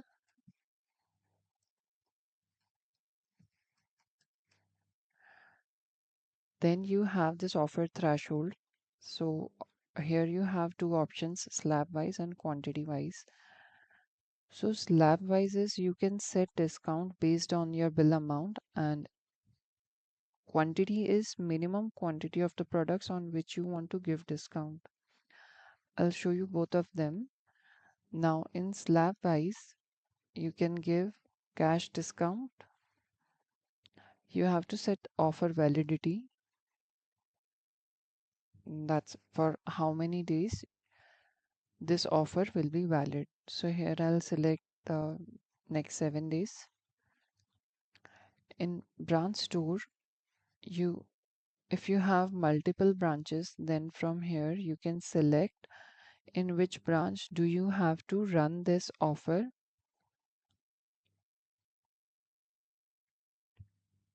If I enter 200 here, so bill amount of rupees 200, so I'll enter 5% discount for that. And if minimum MRP is for 500, then discount will be for 7. So if you want to create more slabs like this, you can do it by the plus sign here. N- Uh, Another option was quantity wise. So here you have to enter minimum quantity in strips. So if a customer is buying minimum number of 5 strips, then the discount is for 5%. And if he's buying minimum 10 strips, then discount is 7%. So this way you can create offer, and once it is created, you cannot make changes in it. Here you get the alert that this offer will be applied on all your drug products, and when you enter any of the drug product while billing, same discount will be applied automatically. So this way you can run discounts and offers. Next is stock reconciliation. So this is an audit tool that can be useful to carry out audit process of your inventory. This is to check if your physical stock and stock you have added here is actually similar or not. Mostly people audits quarterly or yearly, which is very time taking, and for that they keep their store closed for a day, which ultimately results in losses. To avoid such cases, we have given this option where you can audit on daily basis. For that, you have to create a staff login first and give them permission of inventory reconciliation. Further, I'll show you how does it work, but first we have to turn on stock reconciliation. Next is daily item counts. That means number of items each staff member get for auditing. So you can set it from here.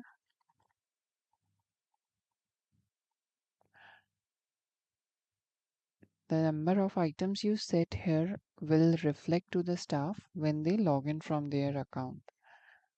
System randomly selects the products for stock reconciliation, and they will not get repeated once the product is reconciled. Then it's stock adjustment. That means they will get option to adjust stock while they are processing reconciliation. So if you give them permission to adjust stock here, they will directly be able to update the quantity, and then you just have to click on this save button. So whenever your staff will log in, first they will get the option to reconcile. Now let's see how this works. Now let's see by logging into the staff's account. So here you will have the list of items. Your staff has to check the items available at the store physically and count, and here he has to enter the count of that products. So once the staff has reconciled all the products, once he has entered the quantity here, then he has to click on the submit button.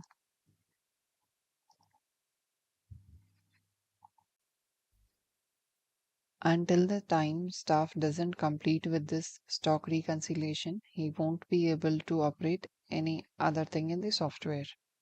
So from here, staff can adjust the quantity like we previously had turned on that option of adjust stock. So from here, they have to enter the quantity again. Like here, I have entered 60. So they have to count the product again, product quantity, and enter it here. And also, they will not be able to log into the software till the time they don't finish this reconcile process. So they cannot check what was the quantity in the software. So compulsorily they have to check the physical count and enter here. Once we have done the reconciliation process and submitted it, then we have again login to the owner's account, and so here you will have the report of how many items are reconciled and which staff has reconciled, and the count of mismatch quantity. And by clicking on this report, so here in this report you can see the stock status. So like these are the reconciliation done by the staff, and here this reported stock means the stock which the staff has entered, and the system stock that means which was previously entered in the software. So staff, so the owner can get such report. So from this report you can get for how many items stock is mismatched, and then you can investigate on that particular thing. Next is other inventory tools, in which first we have is delete expired batches. So from here you can delete all your available expired batches. Next is manage item category. Here we have default categories, and from here new item categories. Next is report issue items. Here you can see all the items which you have reported because of wrong information or missing information. Next is set minimum maximum. Set minimum maximum, like we talked earlier in purchase, that you can set minimum maximum of all the products in bill one by one. Here you can upgrade in bulk, that is for your entire inventory. And this option will be useful when you have enough purchase entries and sale entries. So here you have an example of Betacard AM. Like in last 90 days, you have sold 10 strips. That's an average sale of Betacard AM. So here you have to select the preferred week. Now for how many weeks you want to set your maximum stock. Now if I select as 4 weeks, so this 40 is the quantity suggested by the system. So that's my maximum stock. And now if I set minimum, if I want to keep it for 1 week, so this 10 is the quantity which system is suggesting to keep as minimum. So system will take the quantity based on your average sale for maximum for 4 weeks, and minimum will be for 1 week. And also here you have the option to override minimum maximum, like in case if you want to change the settings again. And here you have mentioned that if you proceed this action, you can update or cancel this action before 11 p.m. And also you can bulk update once in 15 days. And also if your quantity goes below minimum quantity, it will be added to the short book automatically. Short book is your order book basically. So this way you can do your minimum maximum. So next is MedGuide. Here in MedGuide you can search for alternatives, and also you can get product information. Like I enter the product name here.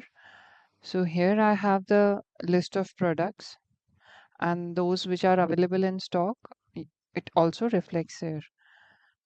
You can enter your current location, as I have said the current location. Also you have the option of advanced search, where you can search with the manufacturer name, formulation type, and also with the content. You can search with the content also.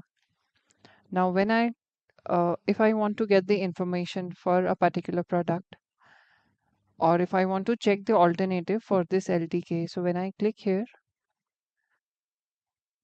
here I have the product information like the content, manufacturer name. Also you can share the information, and here are the list of distributors selling this particular product according to the location we have mentioned. And when I click on this particular distributor, I'll get the information about the distributor also, and if they are providing CSV or not. And also here we have the contact number of that particular distributor. Here are the alternatives of this particular product which I have selected. Now suppose if you don't have that product, so you can check in alternatives what are the available alternative you have in stock. Like as you can see, it's reflecting here in stock. So that's it about MedGuide. Next is Sahai here. In Sahai, when you click on learn more, you get the more information about this plan. Sahai is our add-on plan, which is related to AI. So here system automatically analyzes what which product you are getting in better price, and which distributor is giving you more credit notes. So system automatically set that distributor. So here in Sahai, you get more such automated features, like there are automatic reminders also. So this is our add-on plan Sahai, which is related to AI. And if you want to know more information about this Sahai, you you will get the option of here to request to get more information. Also, you can raise ticket here to get help, and also you can connect our support team for more information on Sahai. Next is integrations. So here we have different types of available integrations like delivery, payment, for accounting. So if you are interested in any of the integration, you need to raise ticket, and also you can connect our support team. Next is here in more, we have few more features. So first is B2B. B2B is our wholesale add-on plan. So if you have purchased our wholesale plan, then you can create your B2B sale invoice from here by clicking on this plus sign. Now, firstly, you have to add the pharmacy name. Like here, if I enter the name, if it's a new pharmacy, so you have to add a new pharmacy with their GST and PAN. If they don't have GST and PAN, then you have this option by clicking here. You can add a new pharmacy, and also you have the option to add more information, and from here you can select the entity, and with all this you can add a new pharmacy. Here I have already added one pharmacy, so I'll select that. Then you have this bill date. You can select the bill date accordingly. Then is payment due date. So if they have purchased from you in credit, then from here you can set that due date accordingly, payment due date. So here you can add the doctor name. And here you have two options by which you can create the invoice. And on this setting button, it's like B2B invoice based on PTR or MRP. So on which amount you want to create your invoice. So you just have to update the setting and click on submit. Then you have to enter the products into the invoice. You can search product in few ways, like you can search with the brand name. So here I have the options. By clicking on a, you can check the alternative also. And another way is you can search with the MRP, products exact MRP. So like here, the first option we have Dolo. So you have to select D, that's the initial, and the exact MRP. So let's try that. D plus exact MRP. So all the products starting with D and the MRP with 25. So we have the list. So that's another way of searching a product. Then also you can search with the barcode, and also you can search with content.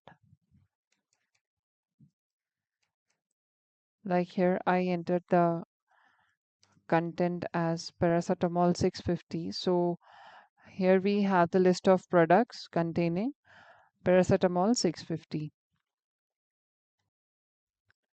Also, you can enter the barcode number directly to search the product. Now let's just select the product.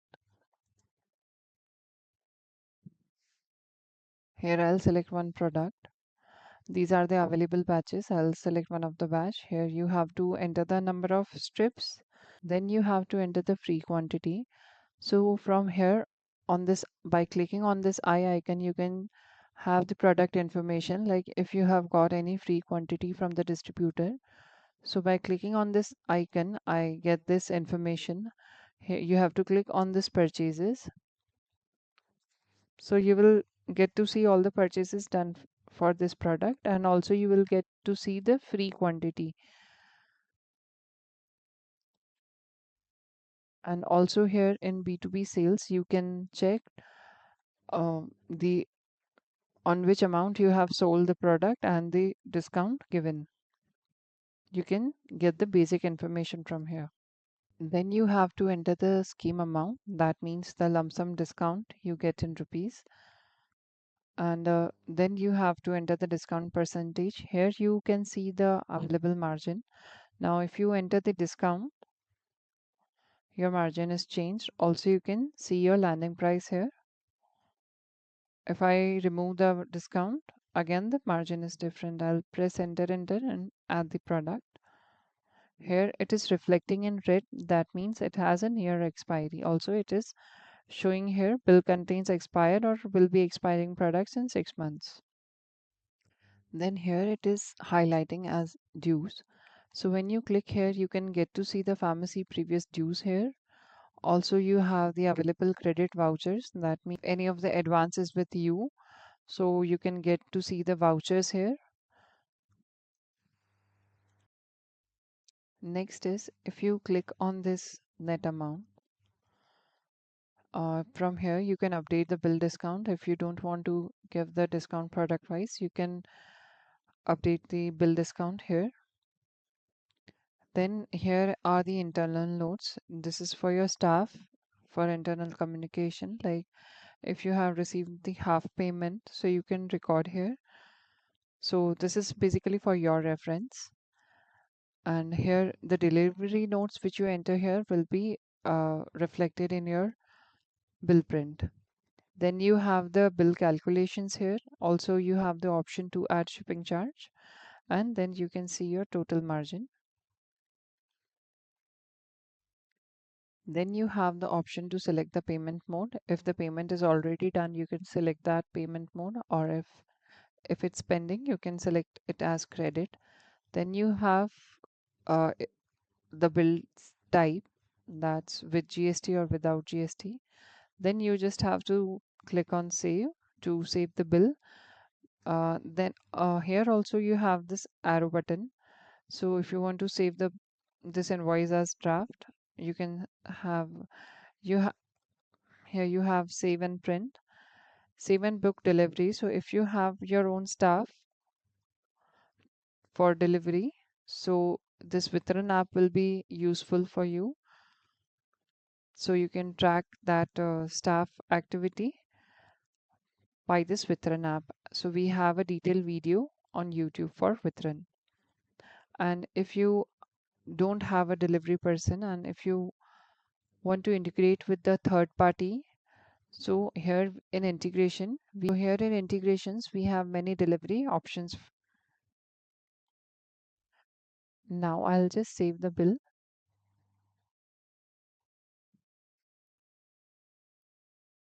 So as you can see, the bill is created successfully. To view the invoice list, you again have to go to more B2B, and by clicking on the sales, you will have all the list of invoice.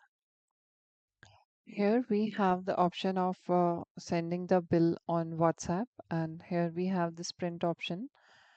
By clicking on this print, you can see the invoice print. So like here you can see the bill print, and we have that option. If you want a normal bill print, then you can select the A5 size, A5 paper size. And if you want the bill with acknowledgement, for that you will require A4 size paper.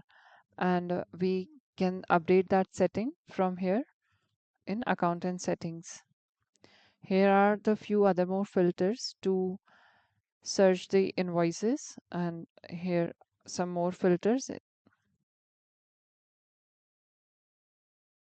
So far we saw how to create sales purchases, how to maintain your inventory. Now let's see how to create your purchase returns. Now in case if you have received any product wrongly, or if if you want, by any case, if you want to return product to your distributor, or maybe you just want to return the expiry products. So for that you need to create purchase return invoice in the system so that such items will be removed from your inventory. So here you can create return in two ways. One is directly, that means directly from the purchase bill, and another way is manual return. So first, let's see how to create purchase return directly from the bill itself. I'll open one of the bill. Now suppose this is the product which I have received by mistake, or if in any case I want to return this product. So I'll select this product from here. I'll go to more, and here I have the option of return. So this is the direct method by which a return bill will be created with the same product name, batch, expiry, with all the same details, discount and everything. And another method is creating manually, like in case if you want to return the expiry or non-moving. So that return you can create from here by clicking on this plus sign. So here we have explained the return flow.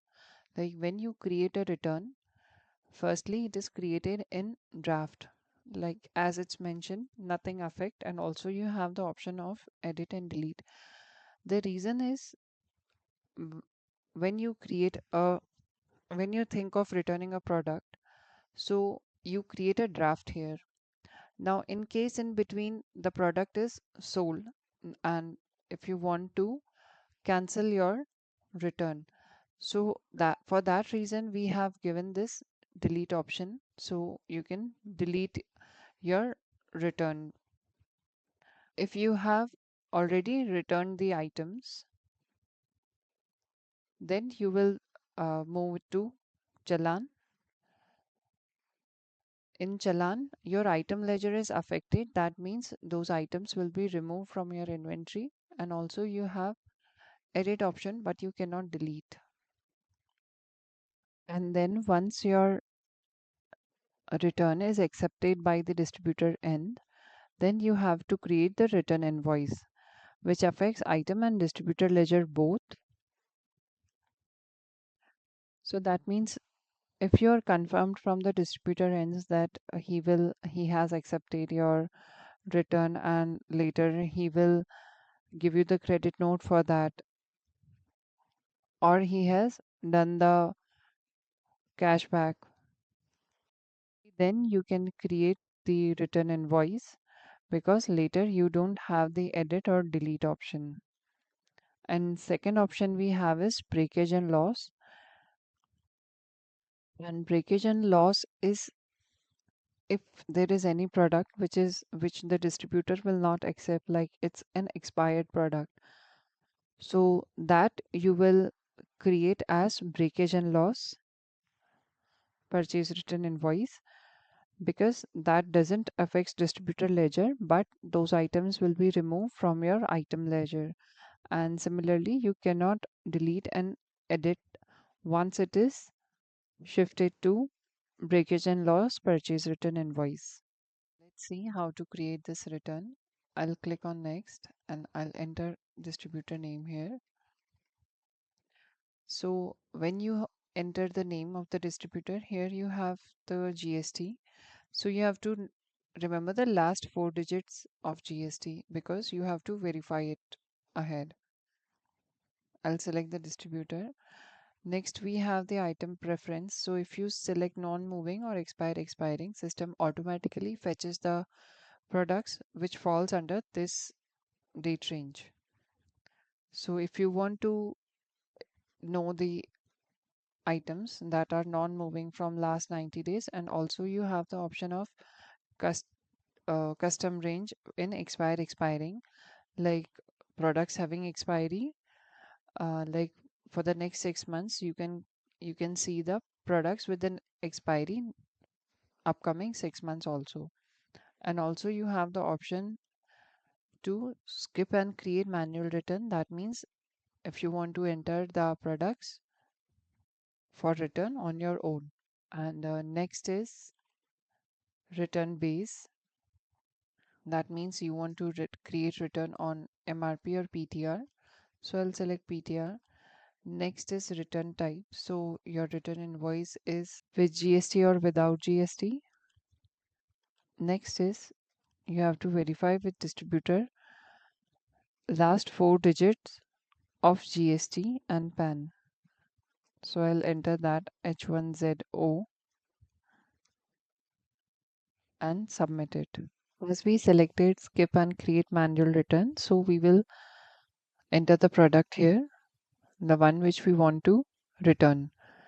And in case if we would have selected non-moving or expiring, system, like I said, automatically fetches those items.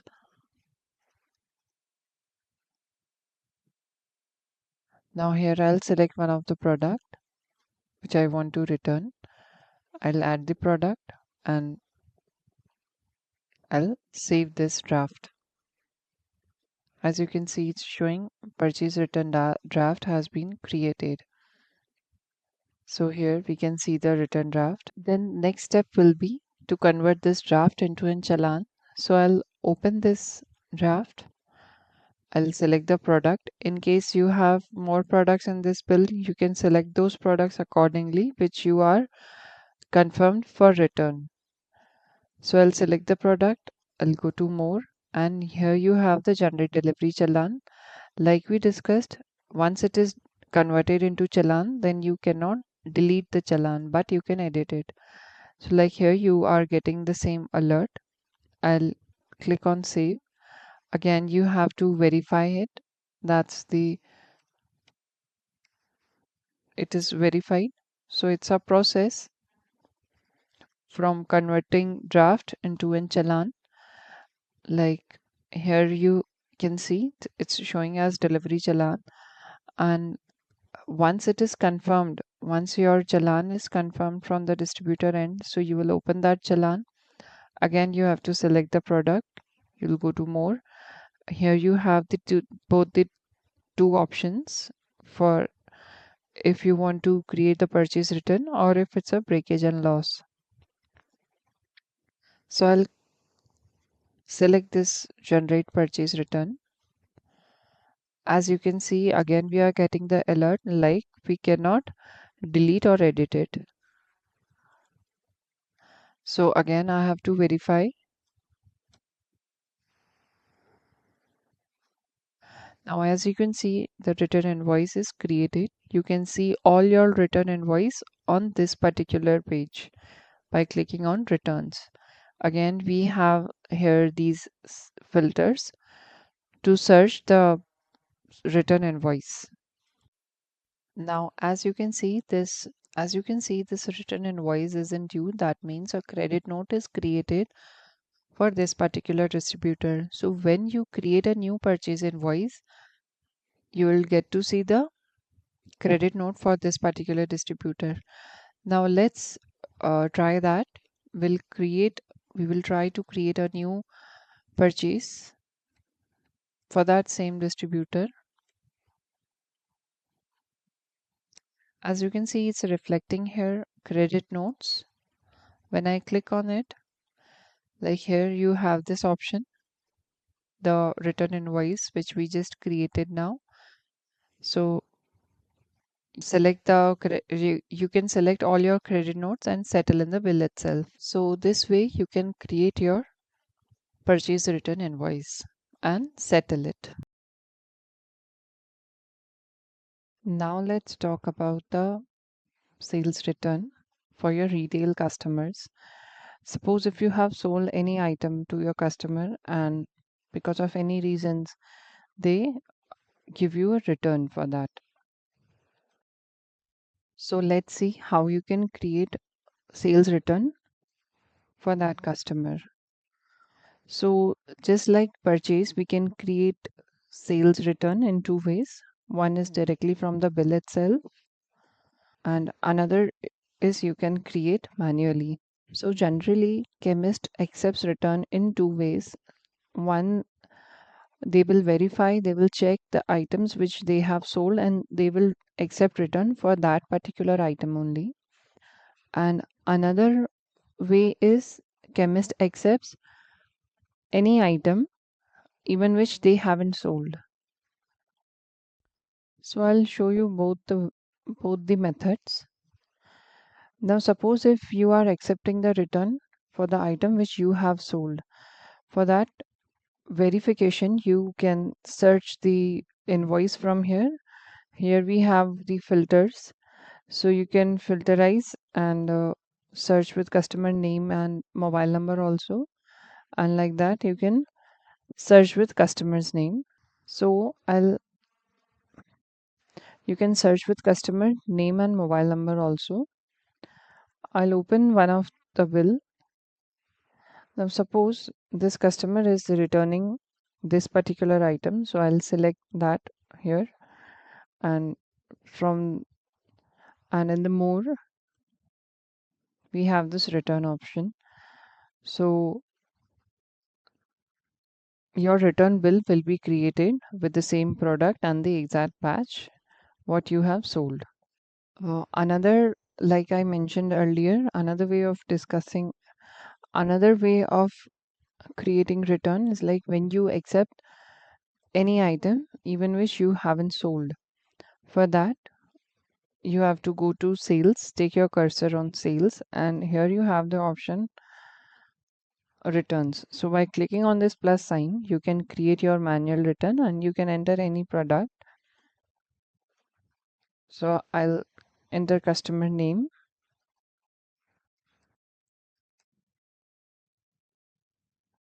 and you can select the family member for whom you are accepting the return or and here you have to enter the product name. So here you have hide zero quantity option. So like even if that batch has zero stock, then you still have the option to select that batch and here the quantity will be in loose. So here you will enter the quantity which customer is returning to you. Next is discount. So you can edit the discount if you are accepting return in discount. Also, you can edit it, and by pressing enter, you can add the product. Here, if you keep this bill in credit mode, so if you keep this bill in credit, so when the next time you create sale bill for this customer, you will have that option to settle this return. I'll save this bill. As you can see, so now I'll create a sale bill for this customer.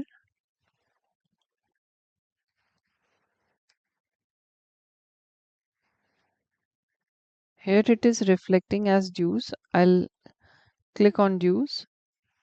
These are the list of due bills, the customer's previous dues, and here we have credit vouchers.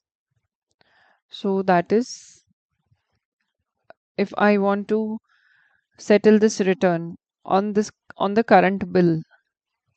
So you have that option also. Select the payment mode, and by recording payment, you can settle the return here. So this way you can create and settle your sales return for your retail customer.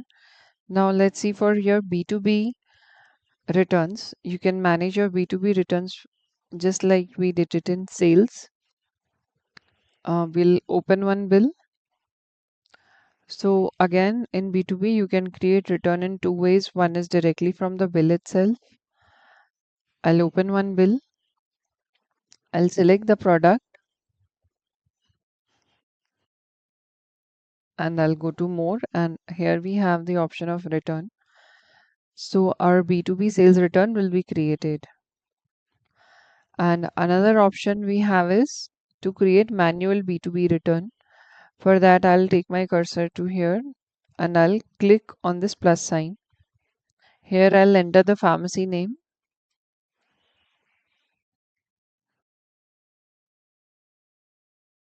and I'll enter one product,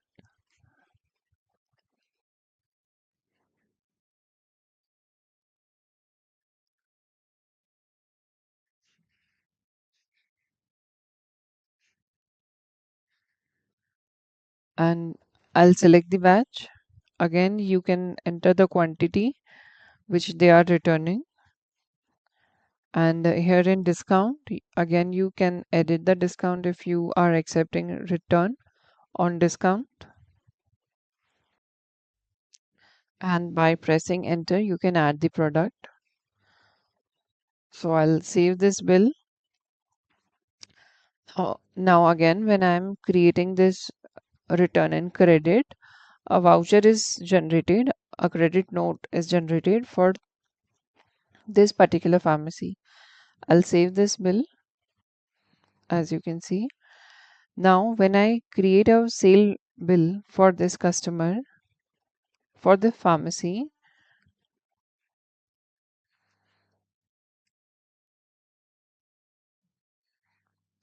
here as you can see it's reflecting in dues. I'll click on it. These are the list of due bills for that particular pharmacy, and here in credit vouchers, these are the vouchers which we can settle over here. So here we have save and adjust. So we can settle the returns in the new bill itself. So this way you can manage your returns. Next we will talk about is Shortbook. So Shortbook is basically your digital order book. Previously you would have noted down the items you require, or maybe your customer has requested you, or maybe you just want to stock up some items. So you would have noted down, right? But now here we have digital order book which works automatically. Let's see how you can maintain your short book. I'll click on this short book. So here you get the list of items which you have already added here. You can add items in Shortbook in various methods. One is you can just type the product and select and it will be added here in the shortbook. Another way of adding product in shortbook is through minimum maximum. Minimum maximum, we can do it from the purchase entry. Once you have created the purchase invoice, here we have this save and set location and discounts. So once you have created your purchase invoice, and when you do save and set, you'll be redirected to the page where you have the option of minimum maximum. And if you are if you haven't done from here, then even after saving the purchase invoice, you can just open the purchase invoice, select the product, and go to more and set location and discount. So again, we are here on this page, so where you can set the HSN location. This is your current stock. This is selling time discount, like products default discount. And here you have the option of setting minimum and maximum quantity. So adding product through minimum maximum is our preferable method. So whenever your product goes below minimum quantity, it will be automatically added to shortbook. So this is your current stock in loose, and the packing it has is a strip of 10 tablet. So here we will set minimum in loose. Like suppose if I want to set 100, that means I want to keep minimum 10 strips at my store, and maximum is 500. So not more than 50 strips. So while you are doing the sales and your product goes below minimum quantity, that let's say it's 50, so 50 is your current stock right now. So 500 minus 50, that is your current stock. So 450 will be the quantity which will be added to the short book. So you just have to go in short book and check if you require this item or not, and you can place order accordingly. So this way you can set minimum maximum from the purchase invoice. Another way of setting minimum maximum is from inventory.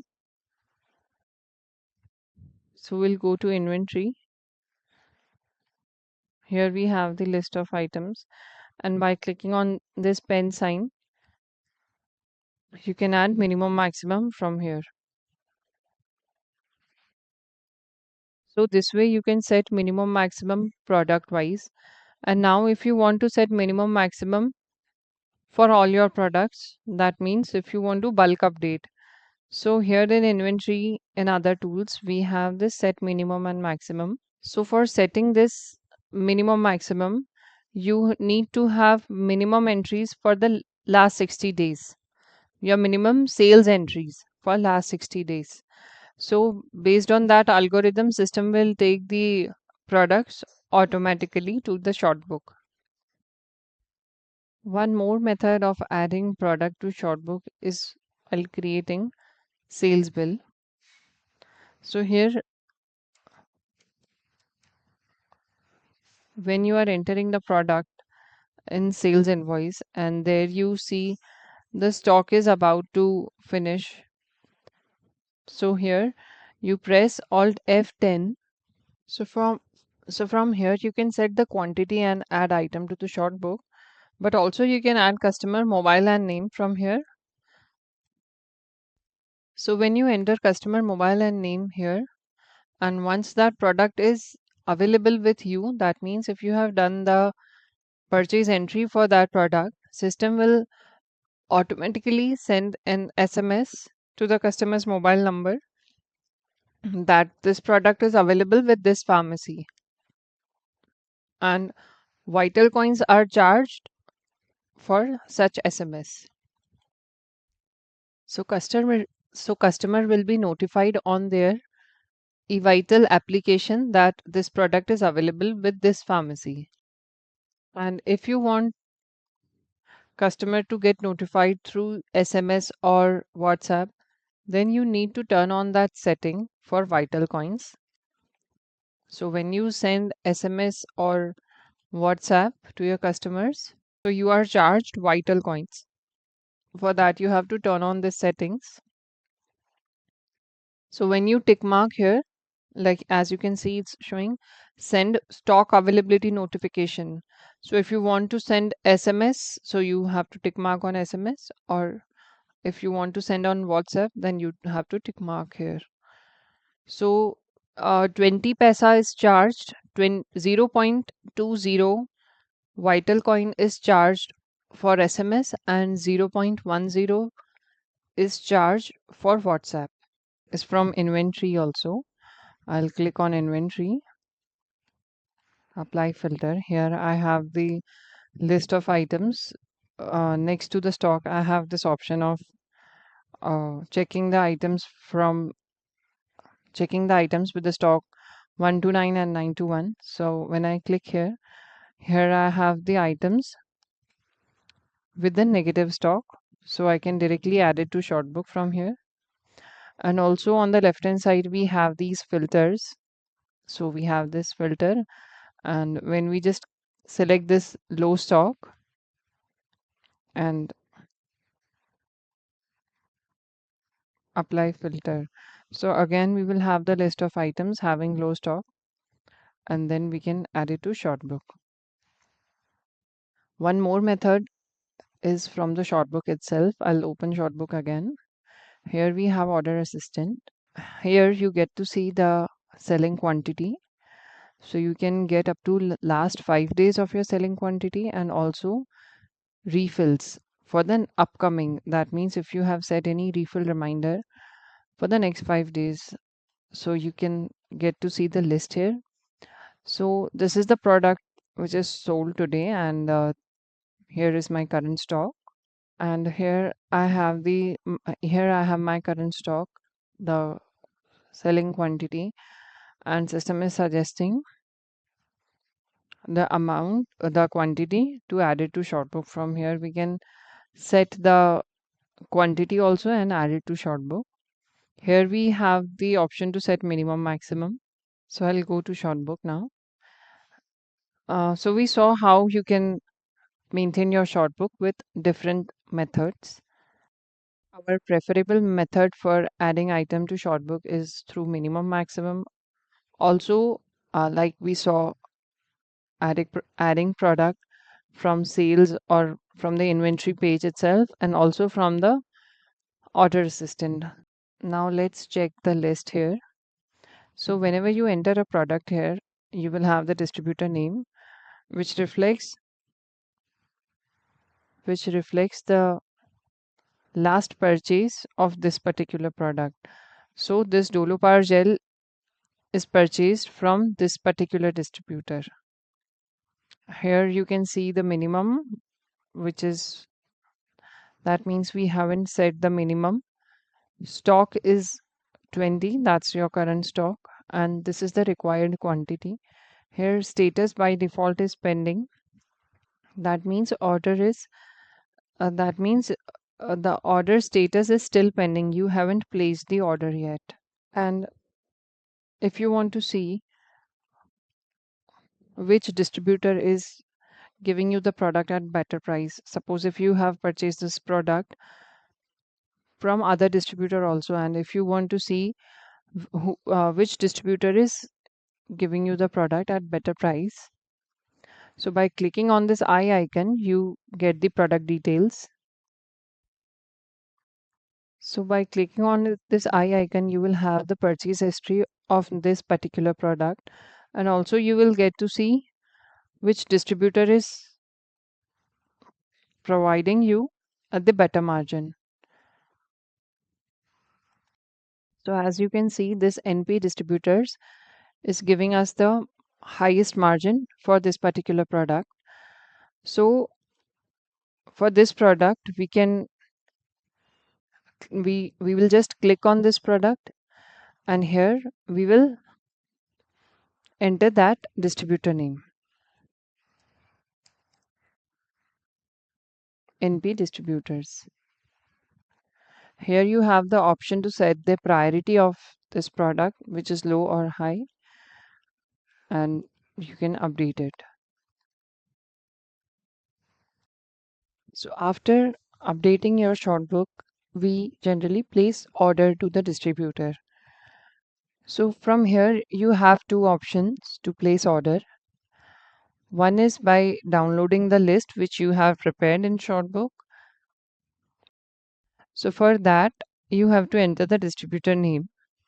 Now suppose if I enter here Dhruvi. So just by adding the name of the distributor here, we will have the list of the items where we have this particular distributor and whose product status is pending. So from here, we will select it and just download it. So you can download this in PDF or Excel, and then you can just send it to your distributor. And once you have placed the order, by selecting the items, you have to change the order status as mark as ordered. That means you have placed the order for that particular items. So this pending status will be changed to marked as order. So whenever next time you open the shortbook, you will get to see which products are still pending to be ordered and the ones which are already ordered. Another way of placing an order is by generating PO. So whenever you select the products here, just right here you will get the option of generate PO. When you click on generate PO, you will have that distributor name here and the items here. And from here you can click on generate.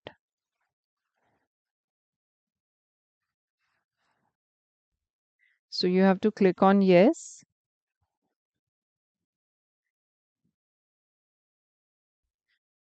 And item status will be changed from pending to PO generated. So by clicking on this arrow, you will get to see on which PO this item is there. And another method is here we have this PO. So when I click here I will have the list of PO which we generated from Shortbook. So as you can see, this is the one which we created just now, and here we have the option to send email and WhatsApp to the distributor.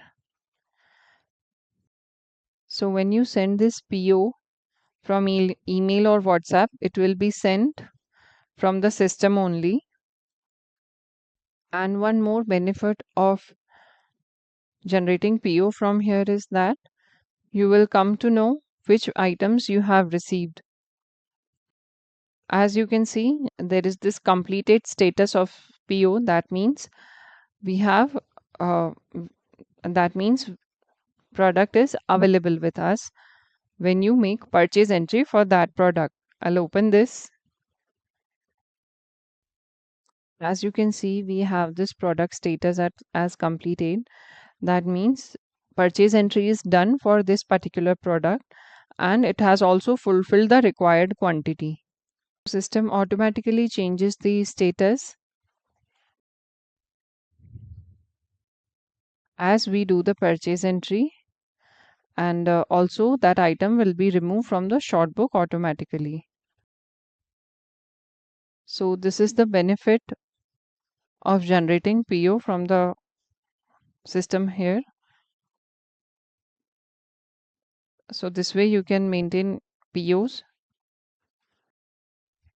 and also like I said earlier, whenever you make a purchase entry for any of the product, it will be automatically removed from the shortbook. So by checking this shortbook, you can get to know if some items are still pending to be received, or maybe you have received it from some other distributor.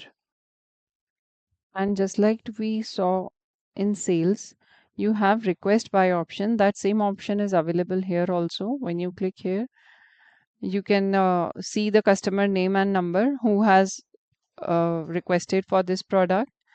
And as we discussed, they will be notified if you turn on that setting for SMS or WhatsApp. And also, they will be notified on their eVital app. And for this, we have a report also here in more reports, Shortbook reminder, as you can see here. So by selecting the date filter, you will have the list of items which the customer has requested for. And here you can see if the purchase entry has been done for that product or not.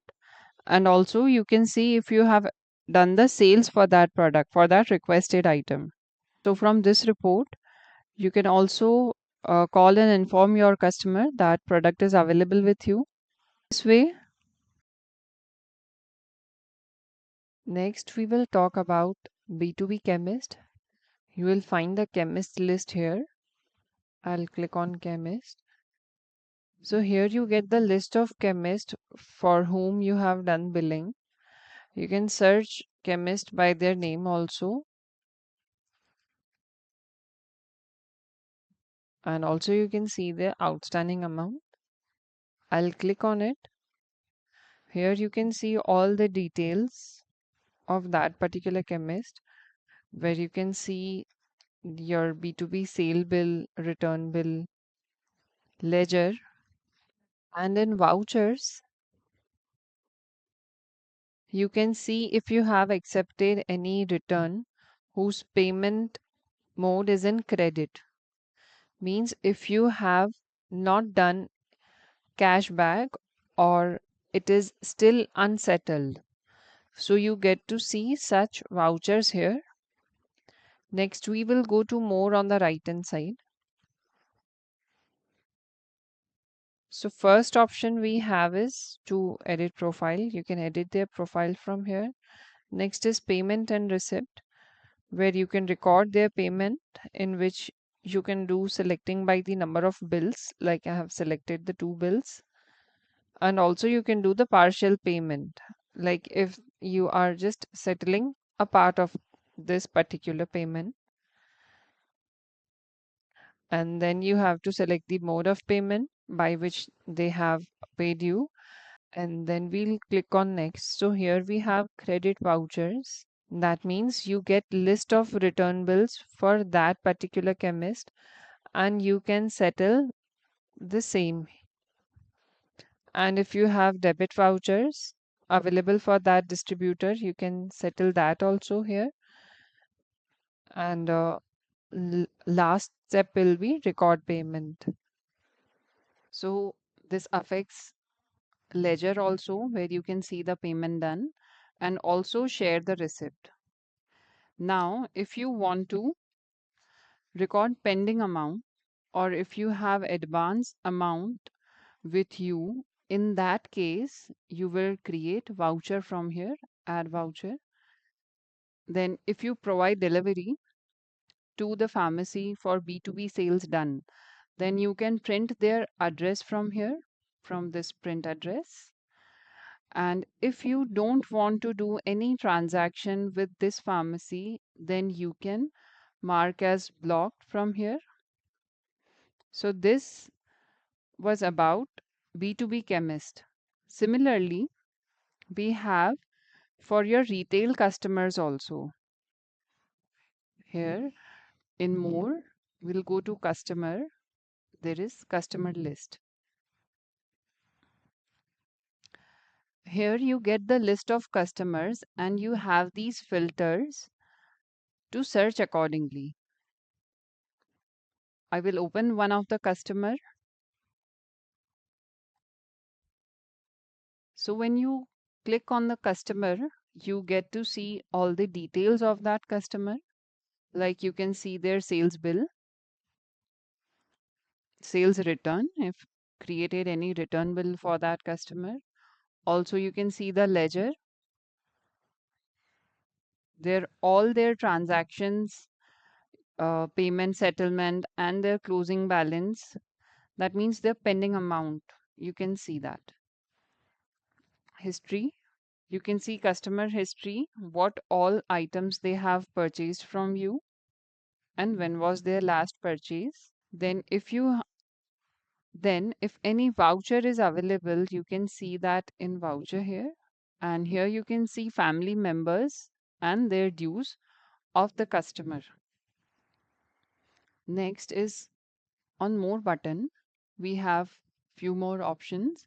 Like first is edit profile. So you can edit the profile of customer from here. Next is payment and receipt. You can record customer's payment from here by selecting the bill, which are due bill, and or you can also just enter the partial amount received by the customer. And then if you have any credit voucher available, that means you can settle their return from here and check if you have any debit voucher. Also, you can update the same here with the payment mode, and then you just have to record the payment. So this way you can update the customer payment and same will reflect on the customer's ledger. In more, next option we have is to add voucher. You can add voucher from here. Next is if you want to send due payment reminder, you can share that on WhatsApp, and so they will get option to make payment. Next is you can download and share their due report from here. Next is print address. So if you are doing delivery, so you can print address from here and stick on to the courier. Next is change mobile. So you can change customer's mobile number from here. And for any reason, if you don't want to do any transaction with that customer, so you can mark as block. Here in customers, next option we have is loyalty program. So this is an add-on plan where you can give them loyalty points instead of cash discount to increase customer retention. So next time when customer visit your store, they can redeem those points, which ultimately lead to increased profits and customer retention also. Next is membership plan. So this is a part of loyalty program where you can create different plan for your customers. Next is manage store credits. Here you can set your daily or monthly credit limit so that you cannot sell more than the credit limit. Just like we saw B2B chemist list and customer list, similarly you have doctor list after customers. So those doctors whom you have add while creating sales bill for reference purpose. So I'll open one of the doctor detail page where you can see their sales, sales return, B2B sales or B2B returns. Next is accounting tools. So we have bank accounts first. So this is your virtual account. You can record your entries from here, but you cannot make payment from here. You get to see as many entries you do here by linking your bank account. By clicking on to manage accounts here, you can add new account from here and also disable or make changes by editing in the existing account. When you update your purchase payment through bank, then you have option to select the bank that from which bank transaction has to be made, and that transaction you will be able to see here in payment initiated. And till the time amount doesn't reflect in their account, it will reflect here, and once confirmed they have received the amount, you can click on mark as cleared. It reflects here in the payment initiated, because due to any reason, if they don't receive payment, so you have option to edit or delete, and you can make another entry. Once you click on mark as cleared, it will reflect in your passbook here. If you want to add any deposits or withdrawals, then you can do it from here in add entry. Next option we have is payment reconciliation. Here you can check your daily counter with different mode of payment, and then you have payment date filter also. You can select the date and check accordingly. So you can also verify the amount received in your mobile through UPI or credit card or debit card, or done through RTGS. Or you can check also the amount received in cash. So you can tally that from here on regular basis. And also you get report from here, and you can download it too. Similarly, in accounting tools, you have this business insights where you can see paid and unpaid amount. Next is in accounting tools is manage expense. This feature you get in capsule plan, where you can add your store related incomes or expenses. Suppose if you have given salary to your staff, you can record that in expenses. Here you get different categories to add incomes or expenses.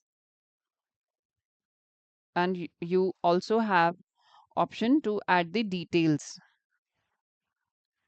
And also you have the option to add expense or incomes with details. These incomes and expenses will reflect in your profit and loss report. Next is in more, we have distributors. So here you get list of all the distributors you have created purchase.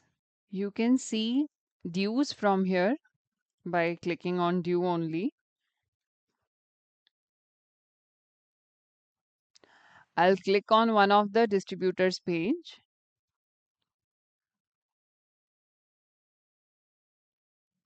You can see their purchases. We have different filters here with to search with credit mode, to search with payment mode also. Also, you can see their purchase returns if you have created any returns for them for this particular distributor. So you can get to see those bills. Then we have distributor ledger.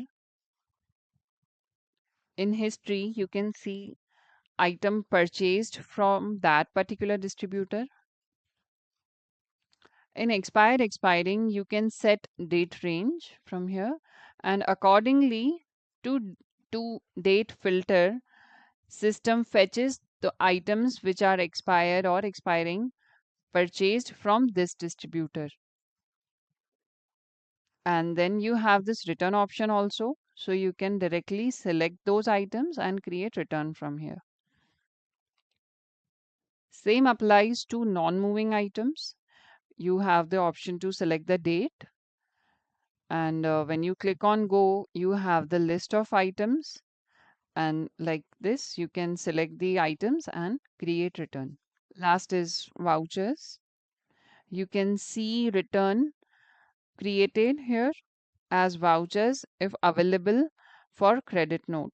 Also you can see manual vouchers created also. In more button, First option is edit profile. Here you can edit distributor's profile. Next is auto PO timing. This option is available in our add-on plan, Sahai, in which PO is generated automatically from system. So you just have to set timing from here so that PO is auto assigned to the distributor from Shortbook. Then is payment receipt. From here you can settle the distributor's payment by uh, updating the payment fully or partially. Like here, the total due amount is this much. Now, if I want to make the partial payment, so as you can see, it's reflecting here partially settled. Then you can select the mode of payment. So these partially settled bill will be set accordingly. As you can see, it's still showing partially settled. Then if credit vouchers are available for settlement, you can select those vouchers from here. And if you have debit vouchers, then you can settle that also. Last option is to verify with distributors GST or PAN last 4 digit as it's mentioned here. So this is because there are lot many distributors with same name and different locations. So by mistake, you don't update payment with any other distributor's name, and so it doesn't affect distributor ledger. So we have given this feature to verify with GST or PAN before updating the payment.